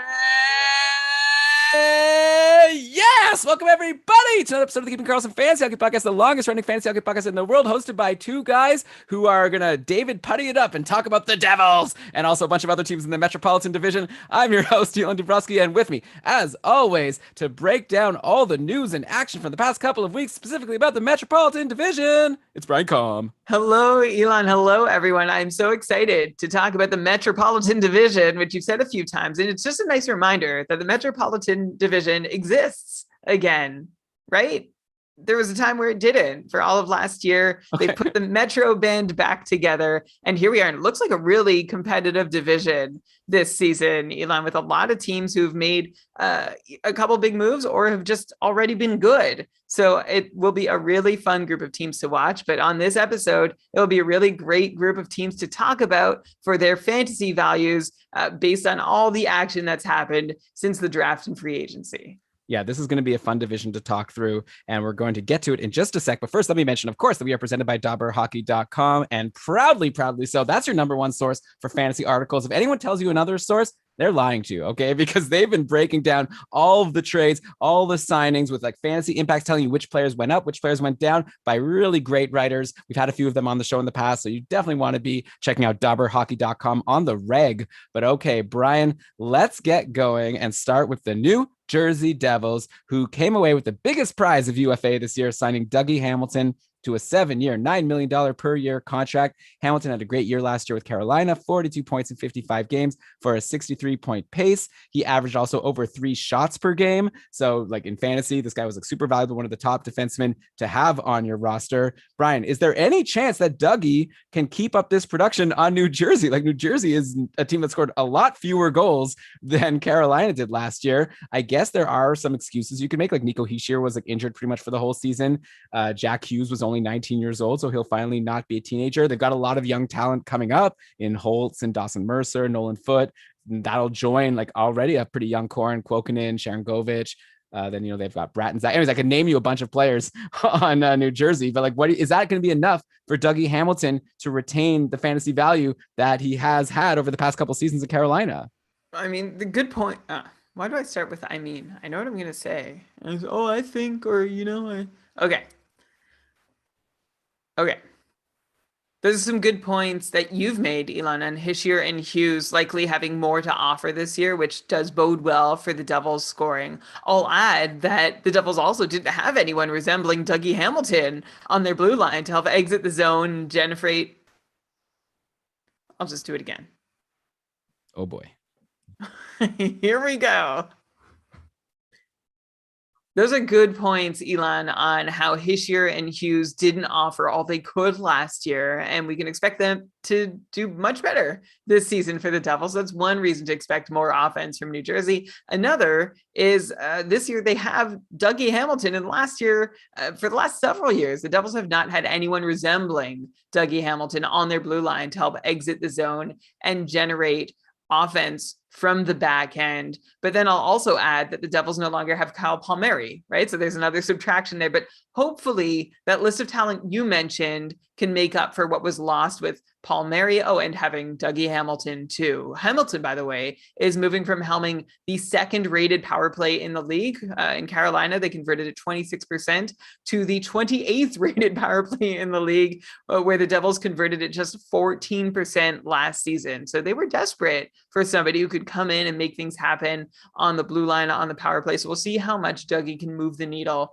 just by bringing his QB talents to New Jersey. I think the move for his fantasy value likely hurts his ceiling in the short term. Over the last 2 seasons, Dougie Hamilton has played 102 games since becoming the lead offensive blue liner in Carolina, and he's carried a 66-point pace over those 100 games over the last 2 seasons, which is pretty impressive. But I'd be conservative projecting Hamilton for next year, maybe more likely in the 55-60 point range than the 60 plus point range. But still has that expected power play quarterback role, still a big shot taker. And I think Hamilton still remains a high-end fantasy defense option, just not quite as high-end as before. But if you're in a keeper league or any league looking past just this year, I wonder how long it can be until Hamilton can get back up to that 65 plus point pace that he was putting up in Carolina. The Devils looking pretty aggressive all of a sudden with a nice group of prospects in the cupboard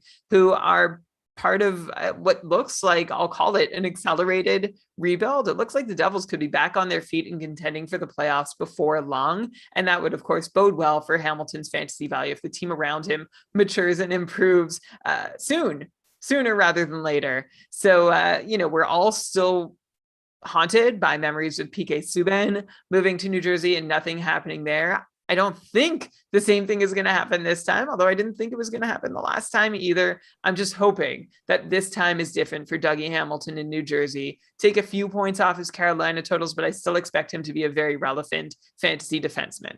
Yeah, I love Dougie Hamilton. He's a great player. He's been great in fantasy. I really don't think I'm going to be drafting him next year. Like we talked last episode, how I like to be a little bit more reticent in drafting these players who are changing situations. And yeah, I am very haunted by the Subban situation. It's not as if New Jersey doesn't have another option to helm the top power play. Like they don't necessarily need to use Hamilton in that spot. Like let's say he comes in and the power play is not doing well. They decide, okay, let's try something else. Ty Smith is there, who was expected to have that job last year. He had a 39-point pace rookie season where he saw over 50% of the power play time. So I'm definitely not saying that I think Ty Smith is the front runner to steal the power play from Hamilton.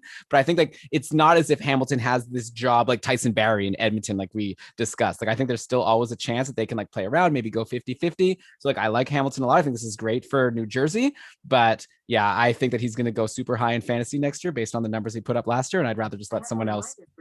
What the hell? Check for updates like these at any Stop. time by asking, what are my notifications? Okay. What Siri, was I saying? Play Robin. Oh no, that's Alexa. Google. Yeah, don't do that. It's not a nice prank. I know you think it's a funny prank, but it's not a good prank.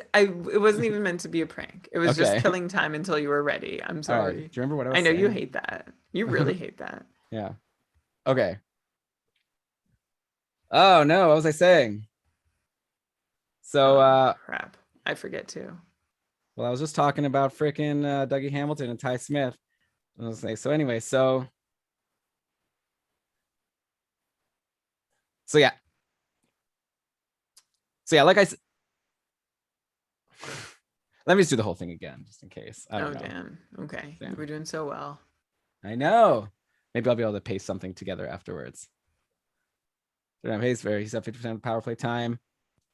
Obviously, I'm not saying that Ty Smith is like the front runner to take over the top power play from Dougie Hamilton. I think this is Dougie Hamilton's job to start, but you never know if it's going to be like a 50-50 situation at some point, or maybe they switch things around. So I like Hamilton a lot. I think he's going to get drafted really high in fantasy based on his numbers last year. And I'd rather pass and, take someone that's a little more safe, because also it's coming to a new team, new situation. Who knows how he'll fit in. So like Hamilton's a great player, but let someone else pick him would be my advice, but we'll see what happens. So you disagree? Yeah. I'm not as down on Hamilton as you are. Okay, so if we're looking at, I'm trying to think of a comparable for a defenseman in the 50 to 55 point range. How about, well, this is crazy. I mean, Drew Doughty, you would take Dougie Hamilton over yes, Drew Doughty, right? I'll take Dougie Hamilton over Drew Doughty.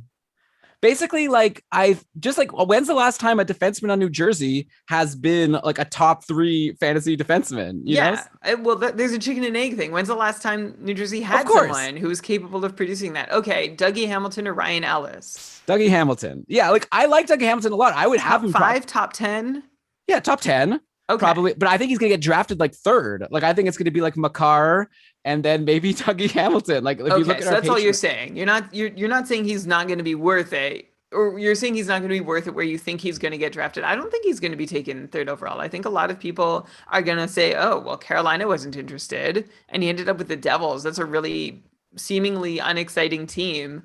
I don't know. He's still going to go 3rd overall. Well, 3rd of defensemen, you mean? Yeah. So we'll see. Like our patrons ranked this before he got signed, and we have Makar as the first defenseman ranked, then Hedman, then Hamilton, then John Karlsson, then Adam Fox, then Roman Josi. I think that I'd probably put Hamilton maybe after Roman Josi at this point. So that's around where I'm thinking, but I think he'll get drafted ahead of that, but we'll see. But I definitely still think he's really good. So, you know, I'm definitely not saying like buyer beware, like in a crazy way, but just I don't think he's as sure a thing as some people might think he is. And maybe I'm just still burned about the whole PK Subban thing where he lost the top power play after like 5 games. I think that's fair. I just wanted to get closer to exactly who you would take above him. Like Drew Doughty was a ridiculous choice. As is Ryan Ellis. Okay, yeah, but Thomas Chabot? No, I'll take Hamilton over Chabot. Okay. Yeah, I'm just looking at some of the cupful point leaders from last season in order. Yeah, I think he's still clearly a top 10, maybe even top 5 defenseman. Yeah. Okay, we've talked enough about him. Okay, yeah, let's go to the other big move that the Devils made, which is they signed Jonathan Bernier, who got traded to Carolina. Or they signed Jonathan Bernier, who got traded to Carolina, as we'll talk about a little bit. But I guess Carolina didn't think he was worth actually signing, and so then he went to UFA, and then he signed a 2-year, $4.125 million AAV deal with the Devils. So I think this is very good for them because we saw last year that Mackenzie Blackwood could probably use a game off every now and then, and for them to actually have a decent goalie. And Jonathan Bernier has been a decent goalie lately. Like he's at 32 years of age, has had a couple of really good seasons recently. He had a .914 save percentage in his 24 games last year, which you have to remember, this is on the Detroit Red Wings, not an amazing defensive team. There were times when Brian was like talking about Jonathan Bernier as like a sneaky guy at a free agency. And obviously like whenever Brian would say that, then he'd have a bad game, but still overall, like Bernier has shown he still has some game left. To me, it seems obvious that he's just joining Blackwood as a tandem. I'm expecting these guys to be 50-50. Like Blackwood had a season. I'm imagining he's hoping he'll forget 902 save percentage in 35 games, but I expect that he's going to go back to being closer to what he was doing in his first couple seasons where he wasn't playing all the gosh darn time. So Brian, are you with me? That's going to be a 50-50 thing with both goalies being relatively decent? I think so. I think the thing to keep in mind with Bernier's acquisition for the Devils is that I think it's a good place for Bernier to land, but I think it's also a good thing for Blackwood to have this support. Like you said, Elon, the workhorse workload hasn't really worked out for Mackenzie Blackwood. And it's not a surprise. The Devils knew this when, remember, they added Corey Crawford last offseason, and Crawford, I was actually, I'm just going to retire. Actually, I'm not going to play. Yeah. So Bernier in the mix, I think, does good things for Mackenzie Blackwood's numbers, because the more Blackwood plays, the more of a volume guy he becomes, the worse his rate stats become. And that kind of washes out. So now Blackwood can maybe be, I don't know if it's going to be a 50-50 split. I think that might be where it starts. Maybe Blackwood sees 55-60% of the starts, but has solid rate stats because there is Jonathan Bernier in the picture to play several games so that Blackwood can rest and stay at his peak performance. Yeah. So Brian, let me ask you this. We talked in the last episode about the Seattle Kraken. They have that tandem of Grubauer and Driedger. We don't know how good this team is going to be. If you had to pick a goalie tandem to roster next year in fantasy, you got to have the Kraken tandem or the Devils tandem. Who would you go with? I would go with, it's a great question. I think I'll lean Seattle, and that really just comes down to the division they're playing against. Seattle has a weaker division. I don't know who's a better team between Seattle and New Jersey. In a vacuum, it's closer to a toss-up. And of course, Grubauer and Driedger seem to be very good goalies, but so do Bernier and Blackwood. Like I'd say but so do Bernier and Blackwood. So I think it's very close to even. I wonder if they're like conference counterparts, these teams in tandems, but I will lean towards the Seattle tandem because they get to play with some teams that will struggle more than the teams that the Devils are lined up to play against. Yeah, that makes sense. I think that would be a fun prop bet, actually, just New Jersey versus Seattle. Who will get more points next year? I'll bet you that would be around an even bet, according to Vegas odds. I'm curious to see if that kind of thing will come out. Okay, let's go now to the Philadelphia Flyers, who also made a lot of moves in this offseason. They pretty much like revamped this team. We already talked about them trading for Ryan Ellis, but they were just getting started. After acquiring Ellis, they traded Shane Gostisbehere and some picks to Arizona. Basically, they dumped Gostisbehere. Then they acquired Rasmus Ristolainen from Buffalo for Robert Hagg and a first and a second. Ristolainen has a year left on his $5.4 million contract. Last year, not so great offensively, only 18 points in 49 games for a 30-point pace with that dreadful Sabres team. Before that, he had been around a 45-point guy for 3 straight seasons with Buffalo up to 2018-19 before Dahlin took over on the top power play. And Rasmus Ristolainen, say what you will about him and his defensive abilities. I know a lot of people on Twitter have been saying that maybe Philly should not have made this trade, but as far as his power play production, he was really good on Buffalo. He had seasons of like 21, 25, and 23 power play points. So no slouch there. Maybe someone that will challenge Ryan Ellis for that top power play if they're not both challenged by Keith Yandle, who they also signed to a 1-year, $900,000 contract. So Yandle had 27 points in 56 games last year. It's a 40-point pace. 18 of those 27 points came on the power play. Basically, if you're bringing in Keith Yandle, I'd imagine it's to play him on the power play. Otherwise, why do you even have him at this point? So, Brian, how do you expect the D to shake out in Philly? Like, can you even, let's just rank like Ellis, Ristolainen, Yandle, and there's still Provorov in the mix. Yeah. Let's rank these 4 guys in terms of their likelihood to get the most power play time next season. Yeah, there's still I like how you mentioned Ellis, Yandle, and Ristolainen, their respective power play resumes. Provorov's power play resumes. He's the incumbent in Philadelphia to continue playing on the top power play. If you want me to rank the likelihood or who's going to spend the most time on the top power play, my hunch, and it's just a hunch, I'd go Ryan Ellis, then Provorov, then Yandle, and Ristolainen. And I agree with you that Yandle coming in to be anything but a power play specialist seems strange, but maybe he'll be the second power play specialist, even though Philly essentially has 4 guys who have at one point or another in their career quarterbacked a power play and proven themselves up to the task. It's an embarrassment of riches here for the Flyers in that category, but I think Ellis is likely to be the one who wins out, at least to start, being the highest profile acquisition. If it's not Provorov, which I'm not sure, I'd actually give it even odds about which one of those 2 is the quarterback on opening night, but I would bet heavily that one of those 2 players is going to see the most time quarterbacking the top unit this season. Okay, so then in a standard-ish league, is Ellis the defenseman you take first, or would you still take Provorov? It's a tough team to predict, and also it's like all 4 of these guys. Well, no, Ryan Ellis is known for being a good defenseman, as is Provorov, but they also brought in Ristolainen and Yandle. I just wonder what this is going to mean for Carter Hart. But I guess let's focus first on the defense. Like in terms of fantasy value, who's the first defenseman that you take? And hopefully we'll just learn more in training camp. But like, it's very interesting all of a sudden, the situation. They've got 4 guys that all have offensive potential.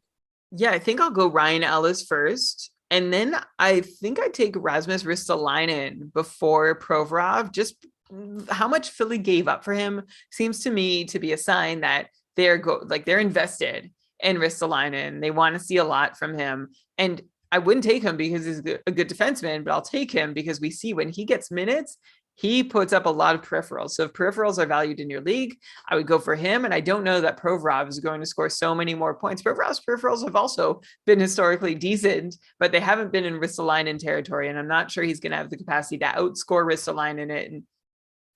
And I'm not sure he's going to have the capacity to outscore Ristolainen to the extent that it wipes out the difference in peripherals. And then we'll have Yandle bringing up the rear there amongst those 4. What does your order look like? I think that's about right. I think Ellis is the tough one to project. Like, I could see him being at the top, and I could see him being like 3rd. I definitely agree that Yandle's last, and then Ristolainen. Yeah, he seems like a nice guy to grab in fantasy in your multi-category leagues. I think he's going to get you your hits and blocks.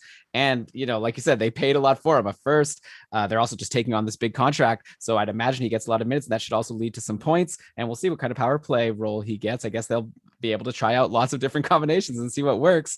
The other big move that Philly made is they traded their longtime star, Jacob Voracek. Brian, one of your favorites, they traded him for Cam Atkinson. I think it's also one of your favorites. So I guess I'm curious to see who you think won this deal. Though when I talked to Allison Lucan on the most recent episode talking about the Columbus Blue Jackets, she made a really good point that like the reason Columbus made this deal, it wasn't necessarily because they think Voracek is better than Atkinson, but it's more just that they needed someone that can dish to Patrick Laine, and Atkinson is like a scorer, and they needed someone to try to help unlock Laine's potential. That's why they wanted someone like Voracek, who's more of a playmaker. As far as Philly goes, they get Cam Atkinson, who had 34 points in 56 games last year. It's a 50-point pace. He averaged 2.8 shots per game, down from like the around 3.5 shots per game that he had in the previous 3 seasons. So this was a down year for Atkinson.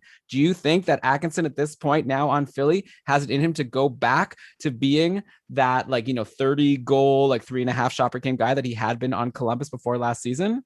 I hope so. This is good news for Cam Atkinson, although the good news had already arrived since John Tortorella was out in Columbus as head coach. That was enough good news to begin with, because the 32-year-old Atkinson fell off in a very bad way last year in Columbus. In the 2 years before that, when Atkinson wasn't doing great, there was still reason to say, well, this seems to be going well enough, and some of the variance just isn't lining up for him, or this is a reasonable decline, but we still have reason to hope that Atkinson can bust out every so often. Last season, there was none of that daylight for Atkinson in Columbus. And remember, he was also he was playing with Roslovic and Patrick Laine, and that line just did not make a whole lot of sense. Atkinson's shot rates fell way off, which is something that we've been able to sort of rely on him for in the past. But now Atkinson comes to Philly and he's playing in new scenery and with maybe Sean Couturier or Kevin Hayes as his centerman, which is a huge upgrade over Jack Roslovic. And that could be a great way for Atkinson to get back on track. I'm cautiously optimistic that Atkinson can find his way back to the 55, 60-point range in which he peaked before coming down to that 50-point pace he's been putting up over the last couple of years. The thing is that I'm not sure a top power play role is going to be available, and that could be the difference between Ken Atkinson being this 55, 60-point player or being this guy who's still stuck around the 50-point mark. So for me, that's the concern, that Atkinson doesn't fit into Philly's top power play plans, but I am excited for what this could bring him playing with Couturier or Hayes at even strength. Yeah. So here's apropos of nothing, here's a tweet from a beat writer from the Flyers, Sam Carchidi, pontificating about what the lines could look like, just to try to wrap our head around like where Atkinson could fit in. He was postulating like Couturier centering Giroux and Atkinson. Then Kevin Hayes can play with Farabee and Konechny, which makes sense because they played together a lot last year. And you got Scott Laughton with JVR and Wade Allison. Okay, but basically, Sam here projects that Atkinson can fit in on a top line with Couturier and Giroux. So obviously, like you said, Brian, the power play could make a big difference, but definitely that would have Atkinson pretty high on my radar for me. Someone I'd probably be more excited about than Jacob Voracek at the least, because I don't know if even though Voracek now gets to play with Patrick Laine, like you said, Columbus still hasn't been known for much scoring, and also Laine has not been as good as he was in the past. So that's that trade. And then I guess the other big news out of Philly is that they signed Martin Jones to a 1-year, $2 million contract. So we've talked enough about how Martin Jones hasn't been that great. Like, I feel like I beat up on this guy too much. Like, I don't think he's that much worse of a backup than Brian Elliott. Maybe he's even better, since, we haven't seen Martin Jones in like a straight. Okay, well, you love Brian Elliott, of course, but I'll just say, like, we've never seen Martin Jones in like a straight backup role where he's not expected to lead the team. Like, Carter Hart hopefully is going to be able to be the starter. Martin Jones is the backup. I don't think this is like a bad move by Philly. Like, I don't love Martin Jones, but I feel as a backup, maybe he could do something kind of like Jake Allen, was like trying to be a starter in Seattle and trying to be a starter in St. Louis, really struggling, couldn't handle it. Then once he became the backup to Binnington, all of a sudden he turned into a pretty decent goalie. So maybe Jones has it in him. I don't know. Hopefully it doesn't matter, because Carter Hart bounces back and becomes like a sure starter that plays most of the games. I'll give it to you that beating Brian Elliott as a backup is not a high bar to clear. 889 last season as a 35-year-old, 899 the year before. But before that, he had a pretty solid track record. Okay, yeah. So I didn't mean to say that like okay. Elliott. I'm talking about Elliott now, not Elliott from like 6 years ago. So Martin Jones didn't cut it as a starter, but you're right. Maybe he will find himself a home or a comfortable place being a backup. It still seems like kind of an expensive and weak insurance policy, but you have to hope that Jones can do something, or at least be good enough. I don't know. I'm actually pretty concerned about this move. I'm trying to be optimistic about it. But when you saw Carter Hart have the year he had last year, to me, don't you think that, not that he was necessarily available, but someone like Yarrow Halak might have made more sense to come in, someone who can really be a source of stability and make sure that if your starter is taking a seat, the other guy can carry the torch for a little bit while the starter gets right. And that didn't happen last year with Brian Elliott in Philly. And I'm concerned that it's not going to happen this year with Martin Jones if Carter Hart needs that rest and space to figure out his game. So it's kind of a bummer for me that Philly didn't come up with a really solid insurance policy that they may or may not, like, there's a decent chance they're going to need to call on it based on the last hockey we've seen from Carter Hart. Yeah, that's fair. I feel like this is like a high risk, high reward kind of move. Like they're hoping that 2 million turns out to be cheap for Jones, who at one time was really good. And maybe just, it could have been a situational thing, right? Like maybe just San Jose and Martin Jones, like maybe he couldn't play under that system. But like, again, this is like me trying to predict goalies. But regardless, we'll see also just like Philly has this whole new look D with Ellis and Ristolainen and Yandel in the picture, and Goss's Behair no longer in the picture. So we'll, it's going to be very hard to predict these goalies. Overall, it sounds like, are you up on Philly? Like in general, like, do you think that they've improved their team going into next year and they're going to get back into the playoff hunt?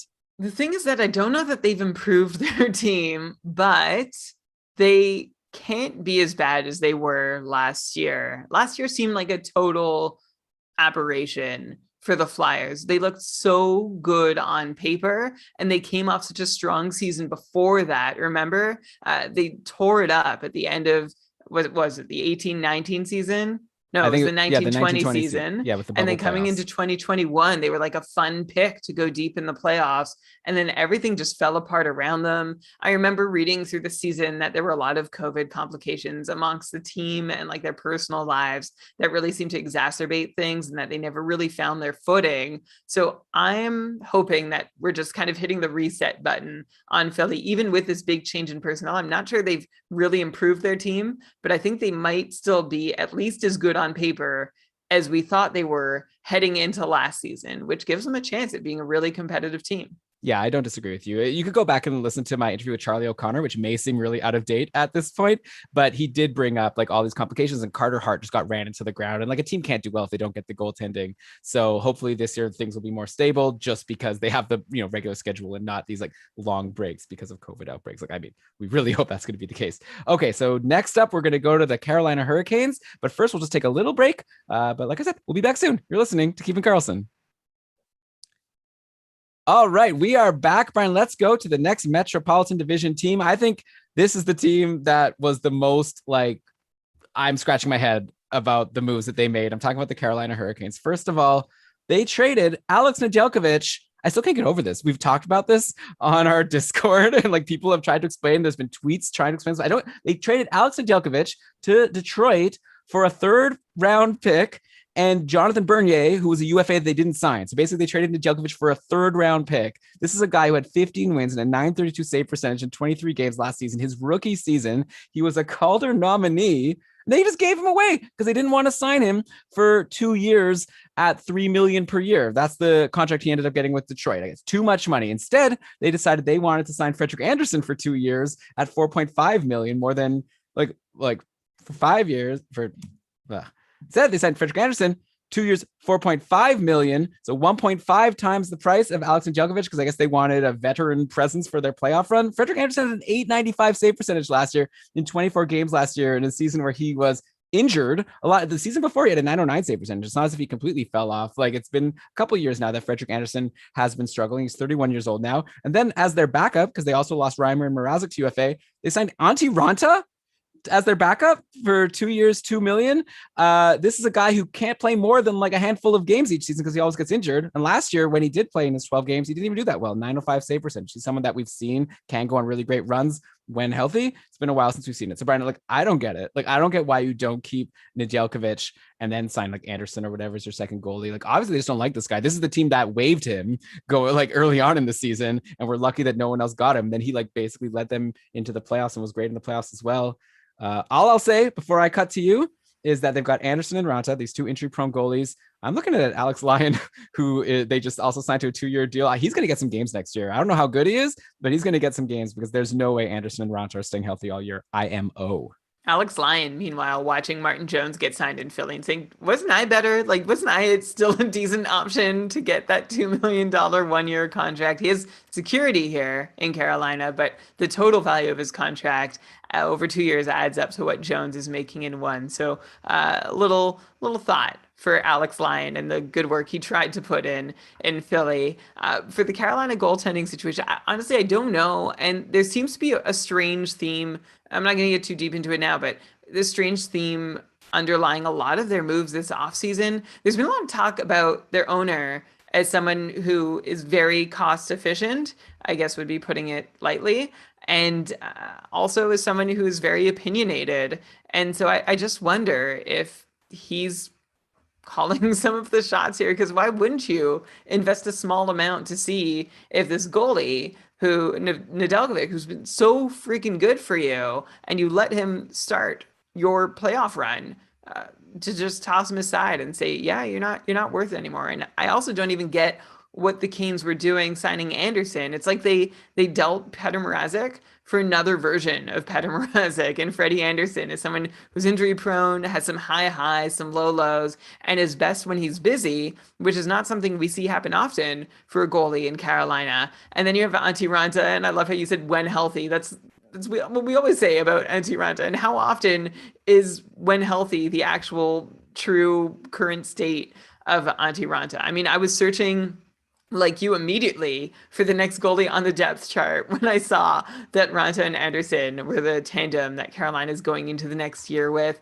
I'm with you that Alex Lyon is likely to dress a bunch of games and could find himself in a backup role between the two injured goalies playing some games.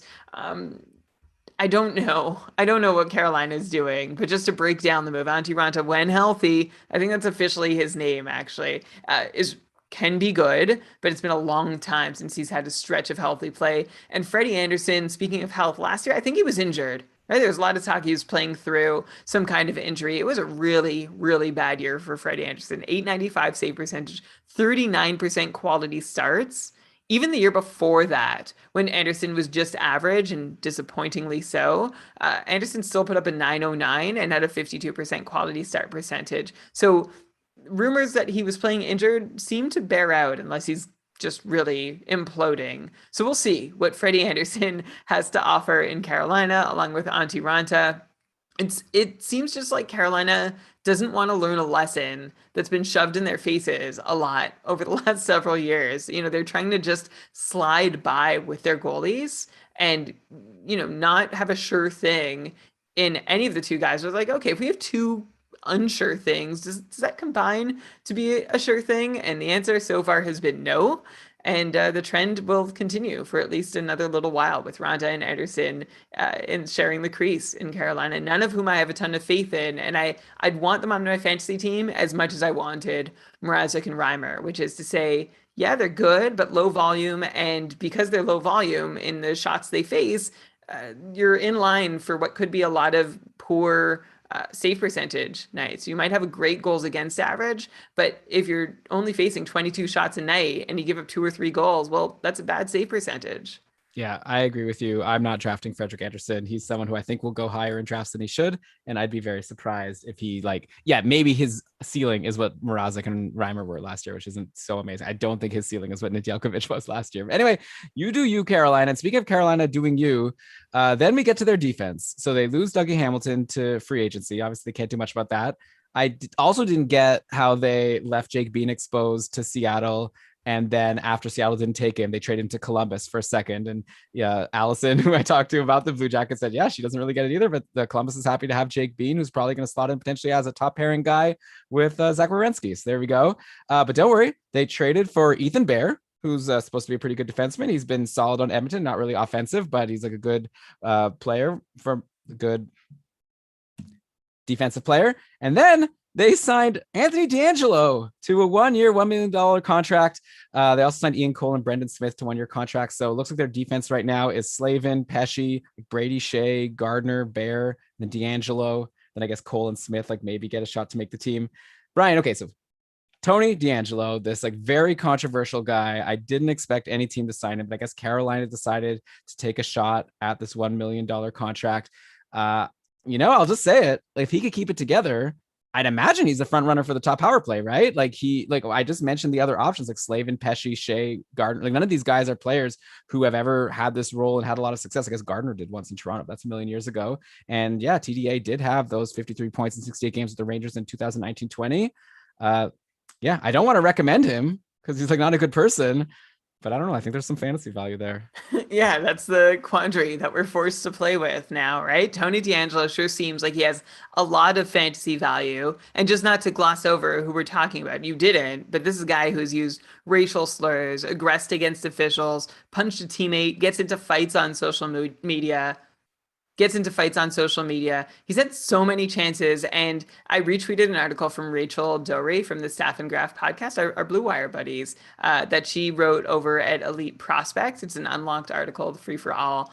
You can check it out. But she wrote in that article, it seems unfair that DeAngelo gets another chance when so many unfairly don't even get one chance to prove themselves. So many other players for one reason or another. So I bring that up with a fantasy angle too, though, which is that we still, like I said about the goalies, I still can't totally understand how adding DeAngelo jibes with the team's goals, especially Carolina seems to have been a team, at least claimed to be a team, all about culture and building it. And so let's just say if signing DeAngelo was a decision that was supported from the financial side, but not necessarily the team or hockey side, you wonder whether things might go poof for DeAngelo the same way they did in New York, and his managers are left holding the bag like they were last year when DeAngelo was demoted. So that's just something to keep in mind if you are thinking of buying some DeAngelo stock going into this season. But if you want to buy some stock and you can get past the ethical angle here, there's no other Carolina defenseman who seems to have any legit chance at high-end offensive production. You named them all, Elon, on the Carolina blue line. There's not one, I don't know, maybe Ethan Bear can run a power play. I have no idea because we've never seen him being given the chance, but everybody else on the blue line has had that chance at one point and didn't do anything with it. So by default, that leaves DeAngelo as somebody who does have some fantasy upside, just, yeah, by default. Yeah. I guess it's the kind of thing like where I don't know if I'm going to invest a lot in him just because, like you say, it's possible he like ends up not making the team like for non-hockey reasons or for hockey reasons, who knows? But I'm probably not going to let him go undrafted in any of my leagues. Like I'd probably take him with my last pick and then just see what happens because in the end, I just want to win, right? So think of me what you will. Next up, let's go to Columbus, the team that got this free Jake Bean. So I just did a whole show talking about the Columbus Blue Jackets, but just to recap, they traded Seth Jones and a bunch of picks for Adam Boqvist, and like that was obviously a deal somewhat motivated by contract, but a great return for Columbus. Like Allison definitely agreed that this was like no matter, and she likes Seth Jones a lot more than the analytics tend to. She thinks that there's a lot of things that maybe weren't factored in, like basically like he had to play like so many big minutes that maybe like he did a little bit worse. And anyways, there's actually a really good episode also that Allison did on the Hockey PDO cast with Dimitri where they really dug into Seth Jones. But we'll talk about Seth Jones when we talk about the Chicago Blackhawks on another episode. But anyways, he's gone. Columbus brings in Adam Boqvist. They also acquired Jake Bean. They extended Zach Werenski. So, like I said, we've already kind of covered all of this on a recent episode, but I think that you look at Columbus and they're likely going to run maybe a Werenski Bean first pair, Boqvist Gavrikov second pair. I don't really know what the fantasy takeaways are. Like Allison said that she thinks that Boqvist could be something, Bean could be something, but maybe not next year. Like maybe next year is a year where Columbus just tries to kind of figure things out.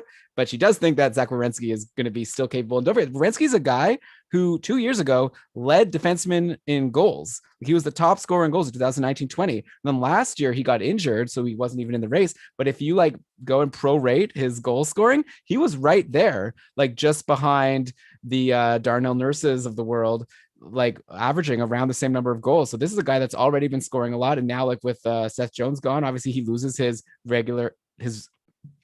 even strength partner, but you know, he gets a more sure shot at running the top power play all the time. So I think it's going to be a big year for Zach Werenski. Seems like it, at least in the wallet. That was a crazy contract, that Werenski. Seems like it, at least in his bank account. That was a crazy contract that Werenski got, but it sure seems like Columbus wants to invest in him, I assume, to be their top power play quarterback. But we don't know a lot about what the Columbus power play situation is going to look like next year, right? Because you've got a new coach in Brad Larson, you've got Jake Bean and Adam Boqvist both in the picture now. Jake Bean was pushed out right in Carolina, exposed in the draft, and then sent away. And now he's projected, like you said with Allison, to play in the top pair in Columbus. So I wonder which of those molds he ends up fitting best, the one that is not wanted by a playoff team or the one that plays top pair on a team that hopes to contend sometime soon. And then Boqvist moving to Columbus. I'm sorry you didn't bring it up yet, but I just will. This is bad for Adam Boqvist, right? It's bad for his offensive upside, but we also have no idea, like I said, what their power play situation looks like. Maybe there's still room for him on the top unit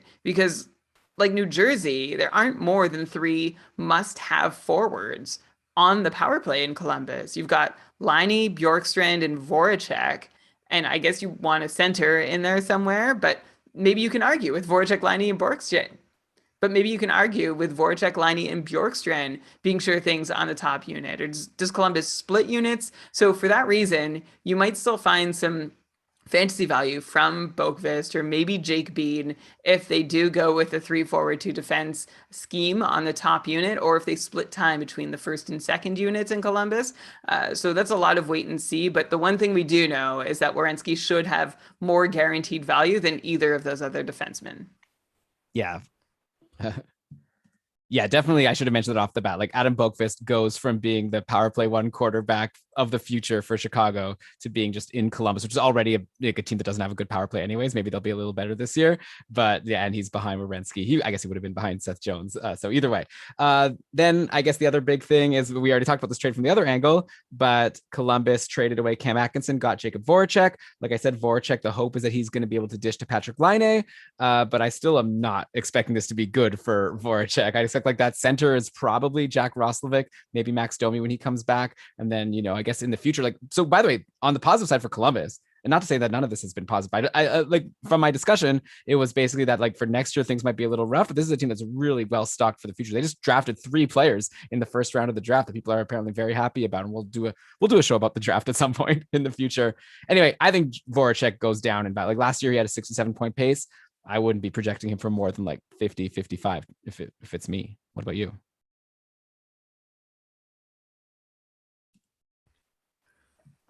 We're on the same page, even though Voracek has been the quietest 70-point guy for the last 3 years. He's not on that lethal Philadelphia power play anymore, so that's going to hurt him. And he also doesn't have a centerman anywhere in Columbus. Columbus is doing their best impression of Minnesota down the middle. They do have Max Domi, but he's out till maybe December after having had surgery. So until then, their center depth chart in Columbus is Jack Roslovic, Boone Jenner, Sean Kuraly, and Kevin Stenlund. So I don't know which of those guys Jacob Voracek is going to be able to set up and play with. Basically flip what I said about Cam Atkinson having a good centerman to play with that might work for his style in Philadelphia. And the flip side is Voracek's situation, which is the worst side. So 70 points again for Voracek would shock me. 55 to 60 would still maybe even be hopeful. I think you're looking in the 50-55 point range for Jacob Voracek, unless he can do a lot more by himself than he was asked to do in Philly. Yeah, and unless he and like Patrick Laine like really click, but I think Laine has a lot of work to do on his own. And plus, like Voracek's not great for peripheral, so I could see him going undrafted or at least falling to free agency in a lot of leagues next year for the first time in a very, very long time. Okay, let's go to the New York Rangers now. I guess the 2 biggest things they did is they traded Pavel Buchnevich and they signed Barclay Goodrow. So maybe let's start with Goodrow, who's like clearly going to be a bottom sixer, kind of like Blake Coleman, who came from the same team and we talked about in our last episode. So Goodrow signs a 6-year, $3.6 million per year contract with the Rangers. He's 28 years old. He's been a bottom sixer for his whole career. He had a 30-point pace last season with Tampa. Like unlike with Blake Coleman, who we speculated that maybe there's room for him in the top 6 in Calgary, I think like the Rangers are clearly signing this guy because they want him to be like, they saw what Tampa did. They want to do the same. They want Goodrow on their third line. So there's like no fantasy relevance here aside from some hits, right? Yeah, they want to do what Tampa did with Gaudreau on their third line. It would help if they had Kucherov and Point and Stamkos. Hey, they have Panarin and they have good players. You're right. They're not that far off, but they're still kind of far off. Maybe if you look to the blue line, you see more holes. But Barclay Goodrow, I agree. He's not going to be asked to do any more in New York offensively than he did in Tampa. This is a guy who makes great depth on a cup team. So I'm just not sure if he fits that bill for the Rangers, although it wasn't that long ago that we were really excited about them being able to turn the tables on a rebuild really quickly and make a charge sooner rather than later for the cup. I don't know that they're as close as we thought they would be to being that team a couple years ago, but I guess they're on the up and up, and they think they're close enough that they can add a guy like Barclay Goodrow for what they added him for, and that he'll be useful to them in that pursuit. Yeah, I think the problem is like, yeah, the Rangers like are maybe on the up and up, but it's not because of what they did this offseason. Because I like the nice thing about Tampa having Barclay Goodrow is it's really useful to have a player like him making $1 million a year in your bottom six. I don't know if it's as useful having a player like this making 3.6 million for the next like 6 years in your bottom six. You kind of want to trade for your Barclay Goodrows at the trade deadline, like Tampa did when they're still cheap. Plus, Tampa has some good. I mean, anyways, I don't like this deal for the Rangers. So let me get that straight. And also, I don't think that Goodrow has fantasy value. And then trading Buchnevich for Sammy Blais and a 2022 second. So Buchnevich, to remind people, just had an amazing season, 48 points in 54 games. That's a 73-point pace. But I guess the Rangers didn't want to pay the $5.8 million per year for 4 years that Buchnevich got with St. Louis. And we'll talk about Buchnevich more when we talk about St. Louis on a future episode. Then we have Sammy Blais coming back, who like pretty fantasy relevant, 15 points in 36 games last year, only played around 12 minutes per game. Another big hits guy, actually, just like Goodrow. They also traded for Ryan Reeves. So I don't know if the Rangers are just, their big plan for the offseason was just to bring in all the big hitters. They're going to lead the league in hits, and that's going to somehow help them. But obviously they're just banking on Buchnevich being expendable because Kaapo Kakko and Vitaly Kravtsov are going to be ready to like step in and play in the top six. So we'll see how that goes. But as of now, you can't call this a win. But I guess in terms of fantasy, I'd imagine this helps Kaapo Kakko, right? Who's someone who's already getting shots in the top six. Now it's just a matter of him capitalizing. And I think it's definitely still possible, but you know, we haven't seen it yet. It's really hard to, so for sure, I'm just going to give a very general answer, regardless of what the top six is or top nine, because it sounds like there still could be some movement with New York. There's been so much smoke around Eichel and Strome and Zibanejad that I'm not about to jump to any conclusion that any player is going to land anywhere. But I will say that, of course, Kakko has a chance to hit this year. Lafreniere, I think I'd want before Kakko as someone who I'm hoping is going to take a big step forward, especially in the depth chart that you've thrown out there, Elon. So yeah, both of them are interesting, but I feel like I need to throw a depth chart out there. Oh, sorry. Well, you threw me a depth chart. Yeah. Sorry. Okay. Where should I start from then? Sorry. Okay, I'll just start over. You just asked me like what Lafreniere's value is, right? Or Kakko's value is. Yeah, I said that I think like Kakko could do better, but like hard to say. But it's like this opens up an opportunity with Buchnevich out of the picture. Yeah. Okay. There's for sure opportunity for Kakko, as there seems to have been for the last couple of years. There was already opportunity for Kakko with David Quinn being relieved of his head coaching duty. So we'll see if that helps Kakko. I think I'd still be more interested in Lafreniere as being the first young, unproven New York Ranger that I want off the draft board. But that's just to say that I think you're going to have to spend a higher draft pick on Lafreniere than you will Kakko. So maybe Kakko makes a good late round flyer, especially if he does get this new opportunity with Buchnevich out. But I still think there could be a lot of shifting to come in the top 6 or top 9 for the Rangers. There's been so much smoke around Strome and Zibanejad and, dare I say, Eichel, that it just we've seen their beat writers also suggest that they're not done, that we can't really take any kind of depth chart or line combo suggestion as being anywhere close to final. That might end up being the case, but I'll hold my breath and wait and see. In the meantime, I'm not sure my projection changes that much between Lafreniere and Kakko, regardless of anything that happens. It would be great for Kakko to have this huge opportunity, but he's still someone who's burned us already a couple times and still hasn't really shown a ton of promise in the NHL, even though we know the pedigree is there. So hopefully a new coach and new opportunity will open up that door for him, but I still want Lafreniere first. Right. Okay, fair. And as far as like now the situation with Buchnevich gone, I'm a little concerned about Mika Zibanejad, right? Like I saw a recent tweet by Vince Mercogliano. Why don't you get that right? I saw a recent tweet by Rangers beat writer Vince Mercogliano, who tweeted out, like, just like I said before about another team, like just a potential depth chart, potential line combinations. And he was throwing out Zibanejad with Lafreniere and Kakko, and then Panarin with Strome and Kravtsov, and then Kreider on the third line with Hedel, who just got extended, and Gaudreau, who just came in.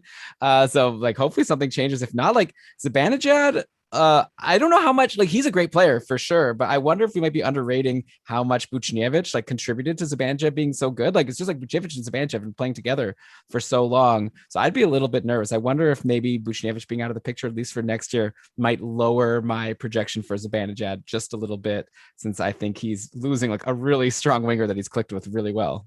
That's a really fair point. And overall, just seeing the direction the Rangers are going in, I wonder if I want to decrease all my projections for the Rangers next year. They really seem to be placing this emphasis on guys like Gaudreau. Like they're giving up assets and cap space for Gaudreau and Blais and Reeves. And I just don't see exactly how that makes them a better team. And if they want to play with like a team with more grit or harder to play against or more guys to fight Tom Wilson, I think is ultimately the goal here, which is it's so strange to set your whole offseason on that when you had this core of really strong talent. So I'm curious about exactly what brand of hockey the Rangers are going to be playing next season. Yeah, I wonder if you could have I guess they couldn't have convinced Buchnevich to sign just like a 1-year deal. And like, I guess they're hoping that guys like Lafreniere and Kakko will be worth like a lot of money soon. And but it's a good problem to have, but also then you have to have the cap space for them. But for now, yeah, this might be a downgrade for next year. So we'll see, unless this grit really helps them to win games against, like you said, the Washington Capitals. Let's go to the Caps next. They didn't do too much. The biggest thing they did was extend Alex Ovechkin for 5 years, $9.5 million per year. Ovechkin, I guess you could say, had a down year last year. He had 24 goals and 42 points in 45 games, still like a 42 goal, 77 point pace. But still down from the previous seasons. Do we think at this point, at least for next year, like Ovi's getting up a little bit up there in age? He's got this 5-year contract, but like just looking at 2021, 22, do you think we can expect him to repeat this like 42 goal, 77 point pace that he put up the year before? Or do you expect maybe he could do better? He's Ovi. He could always do better, but yeah. Or like, are you expecting to go down? Like where do you see that as like the starting point for what to project next year? I think that's a really good starting point. That 77 point pace looked sustainable. And I think that's a good starting point to try and figure out what Ovechkin's going to do next year. If Ovechkin stayed the exact same age and the same in his body, then I'd be very comfortable projecting Ovechkin for pretty much the same total again next year. But Ovi will be another year older. So you should, even if it's not going to be true, you should at least expect it. Set your expectations that Ovechkin is going to lose a couple points on that. So I would take him down from 77 points to somewhere in the 70, 75 point neighborhood. 70 is probably too low, but somewhere in there.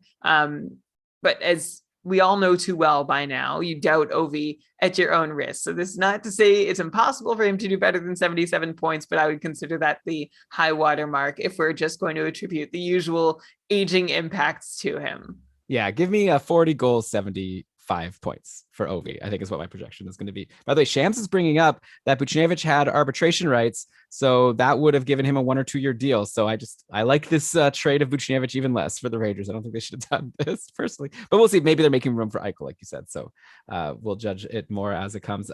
Okay, so the other thing the Capitals did was they lost Vitek Vanacek to Seattle in expansion, and then they got him back in a trade. So that worked out well. So now they still have that good tandem of Samsonov and Vanacek for next year. And then they traded Brendan Dillon to the Jets. So there's not really much more to talk about with the Washington Capitals. So I guess unless you have anything to say, I'm going to move on to the Pittsburgh Penguins. Nope, nothing to say. Let's go to Pittsburgh. Okay, so Pittsburgh also didn't do too much yet. We already talked about them trading Jared McCann for Hollander and that 7th round pick to the Leafs, and then the Leafs lost McCann to Seattle, so that's an old story already.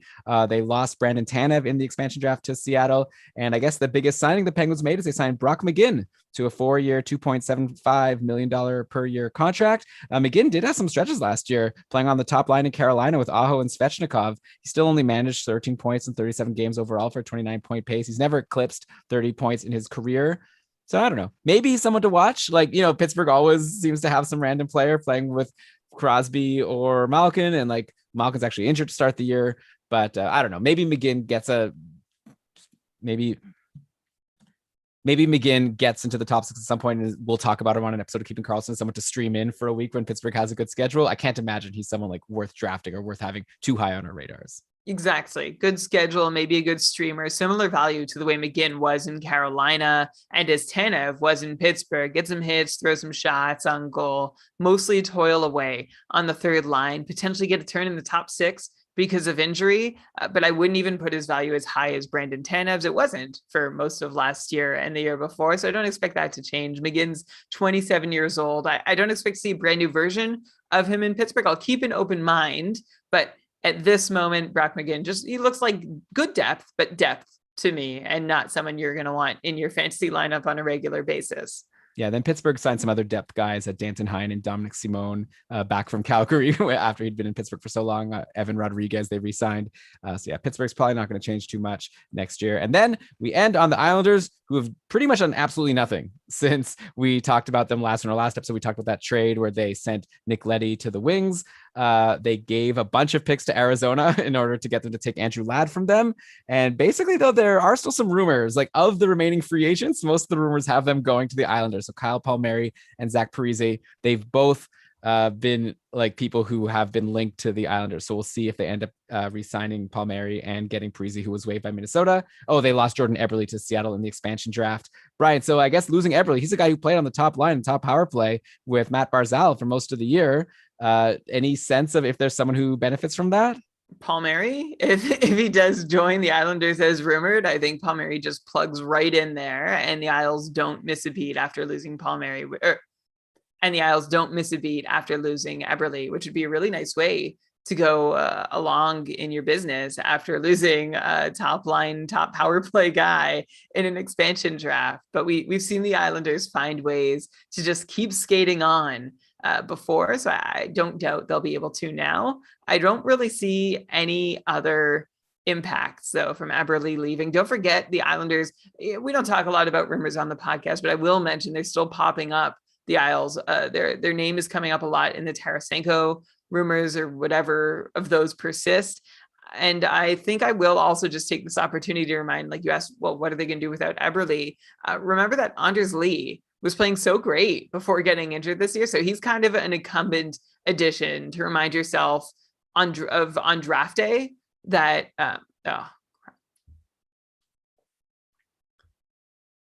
where can I start over? Okay. So he's kind of an incumbent addition who you need to remind yourself about on draft day, because he'll be ranked so low in the default rankings because he missed so many games due to injury. But I still expect him to be on the top line and on the top power play and to be relied upon for offense. So don't forget Anders Lee on draft day. Definitely don't forget Anders Lee. I'll throw out a name for you. I think a potential sleeper for next year, if Palmieri, maybe he comes back but doesn't slot in on the top line. Watch out for Oliver Wahlstrom. He got some shots playing some games. He got some shots playing big minutes, like with big opportunities last year, and he capitalized. He had some stretches where he did really well. In the end, he had 21 points in 44 games in his rookie season. I could also see him slotting in the Eberle slot. He's a right winger, so maybe he plays with Barzal and Lee. So, watch the line combinations in training camp, but I would definitely maybe take a late round swing on Oliver Wahlstrom if I'm looking for someone in my drafts who could maybe give me a lot of upside, but someone I could easily drop if it's not working out. So that is the Islanders. And Brian, that takes us to the end of the Metropolitan Division. So now we've worked through 2 divisions and broken down the fantasy impacts of all of their moves, the Pacific and the Metro. We've still got the Atlantic and the West. What's it called again? And the Central. Oh, the Atlantic. Central. Yeah, we got the Atlantic and the Central divisions to go, and we'll get to them very soon in future episodes that we are going to be recording very soon. But in the meantime, hopefully everyone enjoyed this show and our Pacific show. Brian, you and I have been recording both of these shows on the same night. It is very late. I hope the quality didn't dip. Let us know what you thought about this show versus the Pacific Division show by tweeting at us at Keeping Karlsson. We'd love to hear if there was a discernible difference after my edit. But with that, Brian, I guess I should also mention that we have our Patreon going. The Keeping Karlsson Ultimate Patron Fantasy League is going to be kicking up soon. So we'd love for you to join our Patreon community and get in on our Discord. Also, if you have questions about keepers or things going on, like now's the time where, fantasy is ramping up. Like I said at the end of the last episode, we're just a month away from training camp. Fantasy hockey is coming back soon. But with that, Brian, I'm going to stop my blabbering. We're going to go to bed soon. Okay. I promise. So let's cue the outro music. You can go ahead and read us the credits. All right. Oh no, sorry. Okay. All right. This episode of the Keeping Karlsson Fantasy Hockey Podcast was presented by Dobber Hockey and powered by our patrons. Logo art by BrandonWeeb.com. Outro music from Pat Roach. This episode was researched with help from Dobber Hockey, Frozen Tools, Dobber Prospects, Natural Stat Trick, Evolving Hockey, Cap Friendly, Hockey Reference, Hockey Viz, Hockey Database, Elite Prospects, and NBC Sports Edge. Great job as always, Brian. I guess let's do the Atlantic next. That'll be fun. So I'm looking forward to talking to you all about the Leafs and the Sens and all the cool teams in the Atlantic, the Habs. Oh, wow. Yeah. I'm glad you used your coolest voice about that. Yeah, it's going to be a lot of fun. I agree. So let's make sure to do it, and we'll have a great time when we do. And in the meantime, while you're waiting for that episode, remember, fantasy hockey is for everyone. Yeah. Cool. Good job. That was fun. So thanks everyone for joining. Stop the recording. Okay, I guess I should stop. Just made a new one, but that's okay. So I'll take it from here. So tomorrow at 8, are we doing this? Yeah, I think so. All right. Is there any reason not to? I can't think of one. I'm just gonna have to prep. I'll prep in the morning. So as long as you have time to prep in the afternoon, your side. Yeah, I should have time to prep tomorrow. It'll be a similar schedule like today. So. Okay, cool. Whatever. Okay. And actually, no, sorry. 7:45. I keep forgetting. I need to say 7:45. So that will actually start at 8. So 7:45, Brian. Well, we know it won't actually be, but I would love to actually start at 8 is what I'm trying to say. Got it. Okay. All right. So everyone who watched, come hang out tomorrow too. Thanks for being here. Thanks. I'll set that up tomorrow. Okay. Bye. I don't know what I just did with my hands. Okay. Bye.